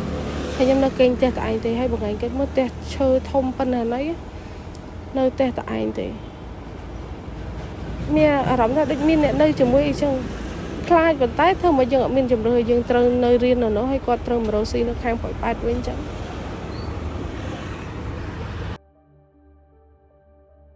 បងរឿងទី2ហ្នឹងបើតាមខ្ញុំចាំមានតែប៉ុណ្្នឹងឯងបងវាអត់មានអីគួរខ្លាចទេគ្រាន់ថាវាជារឿងដែលយើងចាំមកបានប៉ុណ្្នឹងយើងក៏ចែករំលែកប៉ុណ្្នឹងដោយសារវាជារឿងពិតខ្ញុំអត់ដឹងថានិយាយមិនឲ្យវារបៀបព្រឺព្រួចអីខ្ញុំអត់ចេះនិយាយព្រោះថាវាជាការពិតចឹងណាបងមានតែប៉ុណ្្នឹង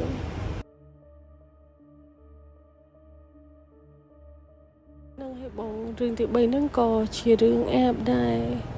គឺពួកម៉ាក់ខ្ញុំគាត់ជាជនជាតិវៀតណាមកាត់កូនកាត់វៀតណាមណាហើយគាត់រៀងធូធានៅក្នុងភូមិចិត្តភូមិម៉ាខ្ញុំហើយភូមិនេះគេហៅភូមិផ្លូវសៀមជាប់ភូមិកុយម៉ែងហើយពួកម៉ាក់ខ្ញុំនឹងគេរៀងធូធាឲ្យម៉ាក់គេមានចងការប្រាក់អីចឹងឲ្យអ្នកភូមិហើយមានអ្នកភូមិខ្លះដាច់ស្រយាលអីភូមិខ្លះវានៅខាងគេហៅចកាចេកហួសផ្លូវសៀមហ្នឹងបានដល់ចកាចេកហ្នឹងភូមិហ្នឹងភាគច្រើនសបោលាវគាត់រស់នៅចឹងដែរបងនៅស្រុកអង្គរបរិយដែរហើយពួកម៉ាក់ខ្ញុំហ្នឹងគាត់រៀនថ្នាក់មួយគ្នាហើយរៀនអង់គ្លេសរៀនអីពេលទៅរៀនអង់គ្លេសយើងមានពេលជជែកគ្នាច្រើនព្រោះរៀនធម្មតារៀនតែ1ម៉ោងទេកាលនៅបាក់ថំហ្នឹងរៀនតែ1ម៉ោងហើយពេលចេញពីរៀនចឹងយើងអាចទៅលេងវាលស្រែលេអីឬក៏ជិះមកផ្ទះវិញតាមវាលស្រែព្រោះថា គាត់នៅចេញពីភូមិនោះមកដល់ផ្ទះគាត់ផ្លូវសៀនតែមកមិនជិះទៅហួសទៀតហ្នឹងបានភូមិកុយម៉ែងស្ទឹងចាស់ក៏ខ្មៅសមោចពីមអីចឹងណាបើវាអញ្ចឹងភូមិខ្ញុំហើយដល់ពេលទៅថ្ងៃមួយនោះគឺវាជាមនុស្សដែលថារបៀបដូចខ្ញុំចឹងបកាយរៀនតែរៀនអត់បកាយទេរបៀបថាមនុស្សអត់សូវឆ្លាតពីកណ្ដាលអីចឹងហើយពួកម៉ែដូចគ្នាហើយមនុស្សវាអត់ដែរខានទេធម្មតាយើងនៅភូមិយើងមានពួកម៉ាក់ច្រើនអញ្ចឹងទៅបីជាពេលខ្លះក៏ជិលទៅរៀនក៏យើងចង់ទៅជួបពួកម៉ាក់ទៅធ្វើអីញ៉ាំឬក៏ទិញអីញ៉ាំជុំគ្នានិយាយពីនេះពីនោះសប្បាយវាបានជុំគ្នាអញ្ចឹងណាបង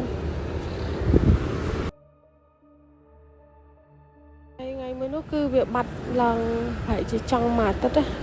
ព្រោះធម្មតារៀនពីច័ន្ទដល់សៅរ៍ហើយវាបាត់ចង់មួយអាទិត្យទៅចង់ដាច់មួយអាទិត្យទៅពេលដែលវាត្រឡប់មកវិញគឺវាច្រឡែកមែនតើវារបៀបឆាប់ភ័យចាប់ស្លុតហៅអីចឹងផ្លឹកដល់ពេលតលឺក៏ភ្ញាក់យើងអីចឹងតែនៅមនុស្សវាសុភាពវាអត់ដែរអញ្ចឹងហើយដល់ពេលចឹងទៅវារបៀបមកអញ្ចឹងមួយរយៈទៅនៅសុខវាក៏ថ្ងៃមួយវាក៏ប្រាប់រឿងថាធម្មតាប៉ាម៉ាក់វាគាត់បើកសាឡននៅខាងផ្សារអង្គរបរិយអញ្ចឹងវានៅខាងភូមិនេះវាទៅរៀនទៅអីចឹងម៉ាក់វាក៏ឲ្យវាទៅទាលុយពីគេអ្នកថាជពាក់លុយឬក៏អ្នកចង់ការប្រាក់អីចឹងពេលតែវាក៏ប្រាប់ថាវាភ័យទៅទាលុយគេហើយតមកបានអ្នកនៅចិត្តផ្ទះយាយនឹងប្រាប់ថាយាយនឹងជាអាបអីចឹងណាបងហើយវាភ័យវារបៀបវាភ័យថាចង់ជ្រុះសក់ហើយមនុស្សវាមកក៏ចលែកដែរបងភ័យផ្លឹករបៀបអត់មានព្រលឹងខ្លួនណាហើយជឿថាវាអត់បានសម្ដែងទេព្រោះធម្មតាបងឯងបាត់មកទឹកឲ្យមកវិញអញ្ចឹងមួយរយៈធំតែវាថាពេលបាននិយាយទៅវារៀងធូមតែវាថាវាចេះតែខ្លាចដូចគេនិយាយថានិយាយដើមអាបតែអាបលឺនិយាយតិចកាន់តែលឺអញ្ចឹងពីក្មេងគឺនៅគ្នាមានជំនឿអញ្ចឹងជឿតាមចាស់ហ្មងហើយគេល្បីកាលហ្នឹងល្បីខ្លាំងហ៎បងភ្លើងហោះអីចឹងភ្លើងហោះមកនៅបងរឿងហ្នឹងមានឌីថាតែប៉ុណ្្នឹងទេខ្លីប៉ុន្តែលក្ខណៈថានៅពេលដែលជួបហ្នឹងពេលហ្នឹងក៏សង្ស័យពួកម៉ាក់ដែរតែវាកាត់អីផ្លឹកហ្នឹងនៅតែវាមានរឿងអីដល់ពេលវានិយាយមកគឺរឿងខ្លាចនិយាយអាបហ្នឹងហើយមិនដឹងថាវាហ៊ានទៅទាលុយទៀតអត់ទេអត់ដែរបានជួបអត់ដែរបាននិយាយគ្នាទេព្រោះថាបែកគ្នាយូរដែរបងបើរឿងទី4នេះវិញក៏តើតមួយអាបដែរអាហ្នឹងរឿងពិតរបស់អ្នកភូមិខ្ញុំគឺល្បីខ្លាំងហ្មងគឺយាយហ្នឹងគាត់នៅពីកមុំហ្នឹងគាត់បានដាក់ស្នេហ៍ប្តីគាត់ណាកាលហ្នឹងគាត់លក្ខណៈថាកមុំកន្លោះរៀងខ្លួនឯងគាត់បានរកគ្រូទៅដាក់ស្នេហ៍ប្តីគាត់ហើយប្តីគាត់ក៏ចេះរបៀបគ្រូឯដែរតែមិនដឹងថាម៉េចបានត្រូវស្នេហ៍យាយហ្នឹងកាលហ្នឹងគាត់ក៏នៅកមុំអីចឹងលក្ខណៈថាកមុំកន្លោះអញ្ចឹងណាបងហើយគាត់បានដាក់ស្នេហ៍ប្តីគាត់ហើយរឿងហ្នឹងបើសិនជាតើអ្នកភូមិគេនិយាយតគ្នាគឺខ្ញុំអត់សូវជឿប៉ុន្តែនេះខ្ញុំឮពីម៉ាខ្ញុំនិយាយហើយទាំងតែម៉ាខ្ញុំគាត់កូនចៅចិនគាត់អត់សូវជឿរឿងនេះទេគាត់លក្ខណៈថាបើរឿងខ្មោចអីគាត់ឆ្លងកាត់សម័យប៉ុលពតគឺគាត់ចូលហ្មងដោយសារអីគាត់ធ្លាប់ជួបអញ្ចឹងណាខ្ញុំបានពីណានិយាយក៏អត់សូវជឿដូចម៉ាខ្លួនឯងនិយាយដែរព្រោះថាមនុស្សគាត់ជាកូនចៅចិនអញ្ចឹងគាត់អត់សូវជឿរឿងអាព្រីអីនឹងទេប៉ុន្តែម៉ាខ្ញុំអ្នកនិយាយផ្ទាល់អញ្ចឹងមិនន័យថាគឺគួរឲ្យជឿហ្មងបង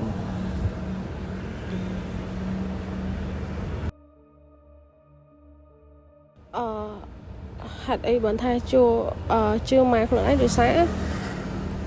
ដូចនិយាយអញ្ចឹងម៉ាខ្ញុំគាត់ជាកូនចៅចិនហើយគាត់តែងតែនិយាយរឿងអីផ្សេងប្រាប់កូនចៅហើយទៅអីជានិយាយរឿងខ្មោចក៏កម្រមាននិយាយអញ្ចឹងគាត់និយាយរឿងផ្ទាល់ខ្លួនរបស់គាត់ហើយរឿងដែលគាត់ជួបខ្មោចសម័យប៉ុលពតអីហ្នឹងឬក៏ក្រោយប៉ុលពតហ្នឹងចាំមើលខ្ញុំនឹងលម្អិតនៅសាច់រឿងក្រោយទៀតតែឥឡូវនេះចង់និយាយរឿងដែល có mong có lo nâng ban đã snai vô có lo nâng thôi chỉ vào đây chứ rồi ban khai chỉ vào đây bốn hết con nâng tập to đã snai vào đây con nâng thật đã đau mấy tay bằng con là hô đó con khai tới bài tới chị áp ấy chứ nè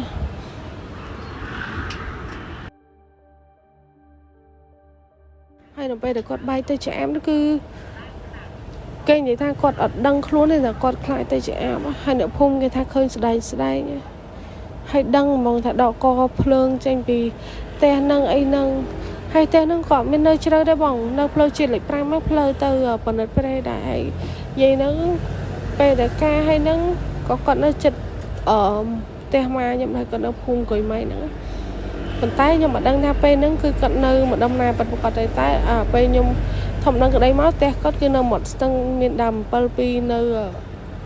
chân ngày cho lo 4-5 te pi te ma nhau mày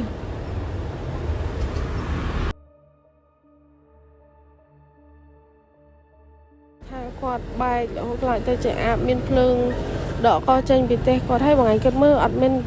phun đánh sờ già đấy nên đâu có máy nó cỡ miền đánh sờ già thì cứ nơi bị trông chân cứ te ở tên này chất khen chọc cái điều mọi miền trở lọt miền việt sài từ chlong từng từ mà khang nó trôi thì nó hay trôi te ma nhom trở lọt mà te hay bàn miền phơi mùi rồi bàn miền tên này phun mới tiếp bàn tạc rai tiếp bàn miền việt sài thì trong đây ta nơi ở chọc phơi chuyện nó cửa miền đại sẽ giả lại thế nào tại vì miền đường đừng cả láng thầm đá vì to tận đây sẽ giả lại ấy chẳng mình miền chẳng hay là về du tới đây có cả bạn đăng thế và con có khai trả trên cò chỉ lẽ luôn từ nơi hôm trên đại sứ giáo cái heo tha cái heo thà là heo được sẽ thế nhom lịch hôm lương tàu tại vì đâu trên đại sứ giáo đã hay đời xa ở đây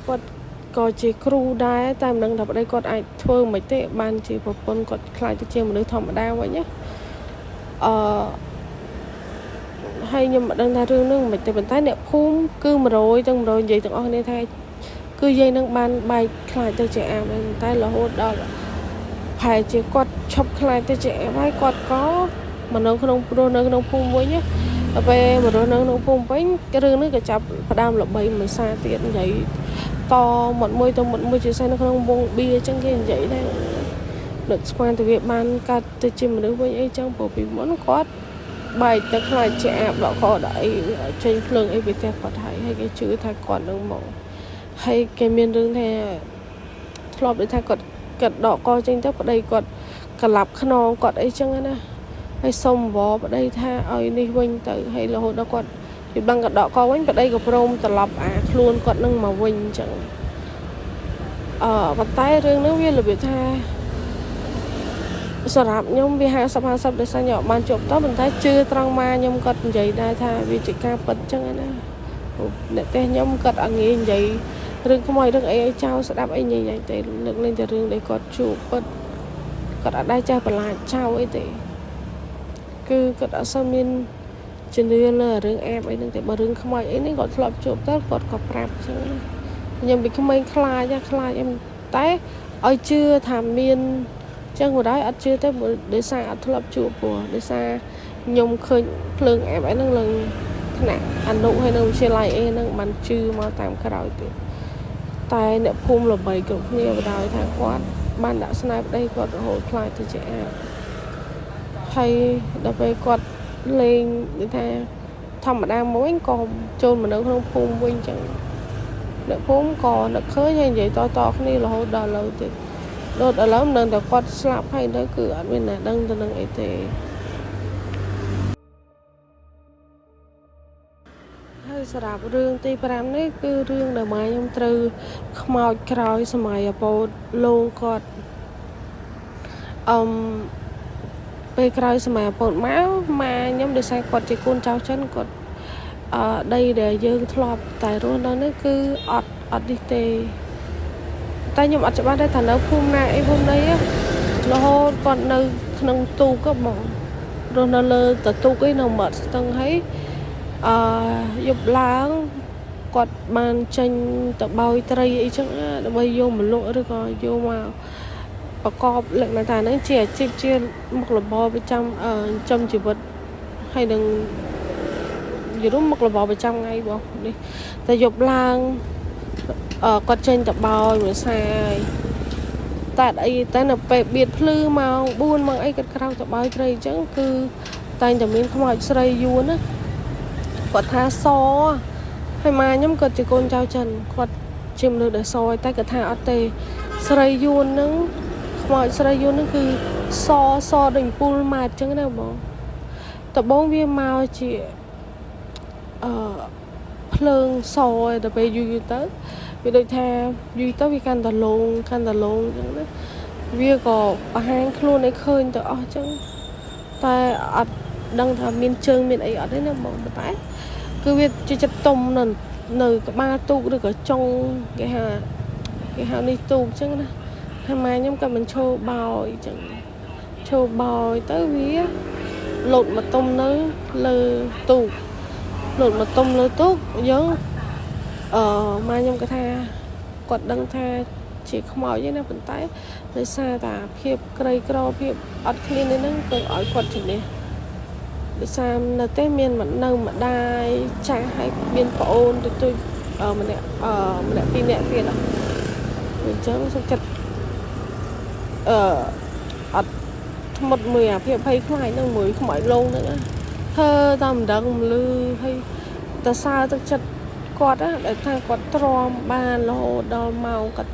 ឈប់មកអញ្ចឹងឲ្យគាត់មកវិញដោយសារតែធម្មតាទាំងយើងទាំងគេតែពេលក្រោយអាពោតវាអត់អីញ៉ាំអត់កៅថាអត់ឃ្លានអីចឹងយើងក៏នេះស៊ូបោយទៅព្រោះថាស្មានហ្នឹងតិចនេះតែគេក្រោកបោយស្មានហ្នឹងអញ្ចឹងគេក្រោករៀងភ្លឺចឹងហ្នឹងហើយអ្នកក្រោកមុនបោយមុនវាបានត្រីច្រើនវាមានព្រីកអីចឹងហ្នឹងភាសាយើងតម្រូវការយកត្រីនឹងទៅលក់ផងយកមកធ្វើប្រហុកធ្វើប្រអឬក៏ធ្វើអីទុកញ៉ាំផងចឹងជាម្ហូបអាហារជាអាជីពប្រចាំថ្ងៃដល់ពេលទៅវាយូរទៅវាកាន់តែលងខ្លាំងទៅដំបងគាត់តែមកជាភ្លើងទូចមួយឯសអញ្ចឹងយូរទៅវាចេញជារូបរាងហើយយូរទៅវាទុំយូរទៅវាលោតក្លែងខ្លងរហូតដល់ម៉ែខ្ញុំទ្រាំអត់បានហើយគាត់ក៏ប្រាប់អ្នកដែលថាគាត់ចេះមុនអាគមអីចឹងណាប្រាប់ថាបងអើយបងឯងជួយមើលយប់ឡើងខ្មោចស្រីយួនហ្នឹងលងខ្ញុំខ្លាំងបងឯងជួយធ្វើមិនកុំឲ្យគេមកយីខ្ញុំខ្លាចបងអើយតែធ្វើមិនទេខ្ញុំត្រូវទៅបោយត្រីម៉ោងស្មើហ្នឹងពេលយប់ឡើងវាអត់អីទេវាចេញតែម៉ោង4ហ្នឹងឯងទៀងហ្មងទៅដល់ម៉ោង4ភ្លឹបគឺគេមកតុំយូរទៅវាខ្លាំងទៅវាធ្វើក្លែងខ្លងចង់ឲ្យយើងធ្លាក់ទឹកទៅអីចឹងរហូតដល់ម៉ែខ្ញុំគាត់ថាខ្លាចវាចង់យកយើងទៅនៅដែរអីដែរចឹងព្រោះកាលណាតែធ្លាក់ទឹកហើយគាត់មិនដឹងថាវាល្មិចទេវាមិនវានឹងធ្វើបាបយើងអីមិនទេហើយពេលហ្នឹងគាត់បោយទៅម្ដុំហៅថាសាលាឆោទៀនវត្តកុយម៉ៃហើយចាស់វិដើមហ្នឹងពីមុនគេវាយខ្មោចទម្លាក់តាមនឹងបាត់ស្ទឹងហ្នឹងឯងចឹងគេខ្លាចថាហ្នឹងខ្មោចប៉ុលពតអីចឹងណាមួយវាជាជនជាតិវៀតណាមអីចឹងរហូតដល់គ្រូអាគមគេបញ្ចុះអាគមមិនទេអត់ឲ្យវាអាចឡើងលើនឹងបានទេអញ្ចឹងវាទុំអត់បានទេដល់ពេលវាទុំអត់បានវាឈរនៅត្រើយខាងនោះទៅវាយំអីចឹងហើយយំផ្អើលភូមិមកផ្អើលអ្នកនៅម្ដុំចិត្តវត្តហ្នឹងគឺវាលងនឹងសំឡេងហ្នឹងហ្មងផ្អើលភូមិយំទៅចិត្តថាវាធ្វើអីយើងអត់បានចឹងណាប៉ុណ្ណឹងថាបំណងវាមកលោលេងមួយយើងឬក៏មិនទេប៉ុន្តែម៉ាខ្ញុំក៏និយាយថាបើអ្នកធម្មតាមកមុំជ្រុះសក់ងាប់អីចឹង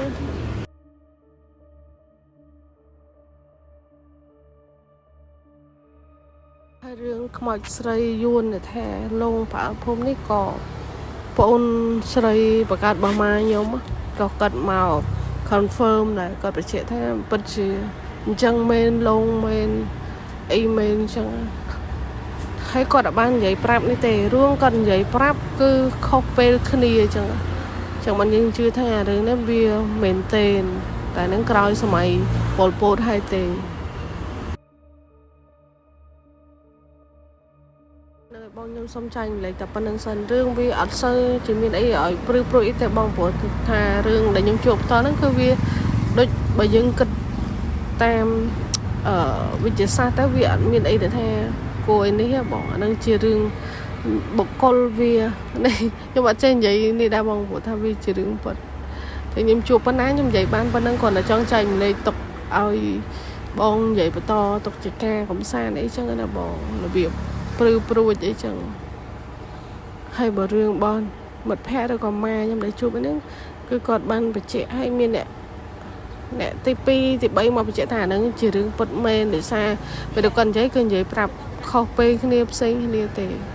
អូខេបងប្អូនគ្នាខ្ញុំមិនដែរបន្ទាប់ពីបានស្ដាប់នៅសាច់រឿងទាំង5របស់សៃនីតហើយពេញចិត្តជាមួយនឹងសាច់រឿងមួយណាជាងគេកុំភ្លេចខមមិននៅខាងក្រោមនេះផងហើយកម្មវិធីរបស់យើងបានឈានចូលមកដល់ទីបញ្ចប់ហើយក៏សូមខន្តីបេទោសទៅកាន់ពុកម៉ែបងប្អូនអ្នកគ្នាផងបើសិនជានិយាយទៅមានពាក្យពេចន៍កាយវិការត្រង់ណាមិនសមរម្យក៏សូមខន្តីបេទោសផងហើយអរគុណមែនទែនដែលបន្តគ្រប់គ្រងនៅកម្មវិធីរបស់យើងតាំងពីដើមរហូតមកដល់ឥឡូវនេះហើយសកម្មអ្នកគ្នានឹងបន្តចែកម្លែកនៅសាច់រឿងក៏ដូចជាបទពិសោធន៍របស់អ្នកគ្នាមកកាន់កម្មវិធីរបស់យើងទៀតហើយអ្នកគ្នាអាចចូលរួមចែកម្លែកនៅបទពិសោធន៍របស់អ្នកគ្នាបាននៅក្នុងកម្មវិធីរបស់យើងតាមរយៈ page ចូលរតនៈដែលមានឈ្មោះដូចទៅនឹង channel YouTube របស់ខ្ញុំអញ្ចឹងគឺសេខ្មែរក៏បានសេអង់គ្លេសក៏បានសេមកជាប់គ្នាមកណែសេមកឃើញហើយអញ្ចឹងបាទអរគុណមែនតើអ្នកទាំងគ្នាដែលគ្រប់គ្រងនៅកម្មវិធីរបស់យើងតាំងពីដើមរហូតមកដល់ឥឡូវនេះគឺថាវាដំណើរមួយដែលវែងឆ្ងាយមែនតើហើយ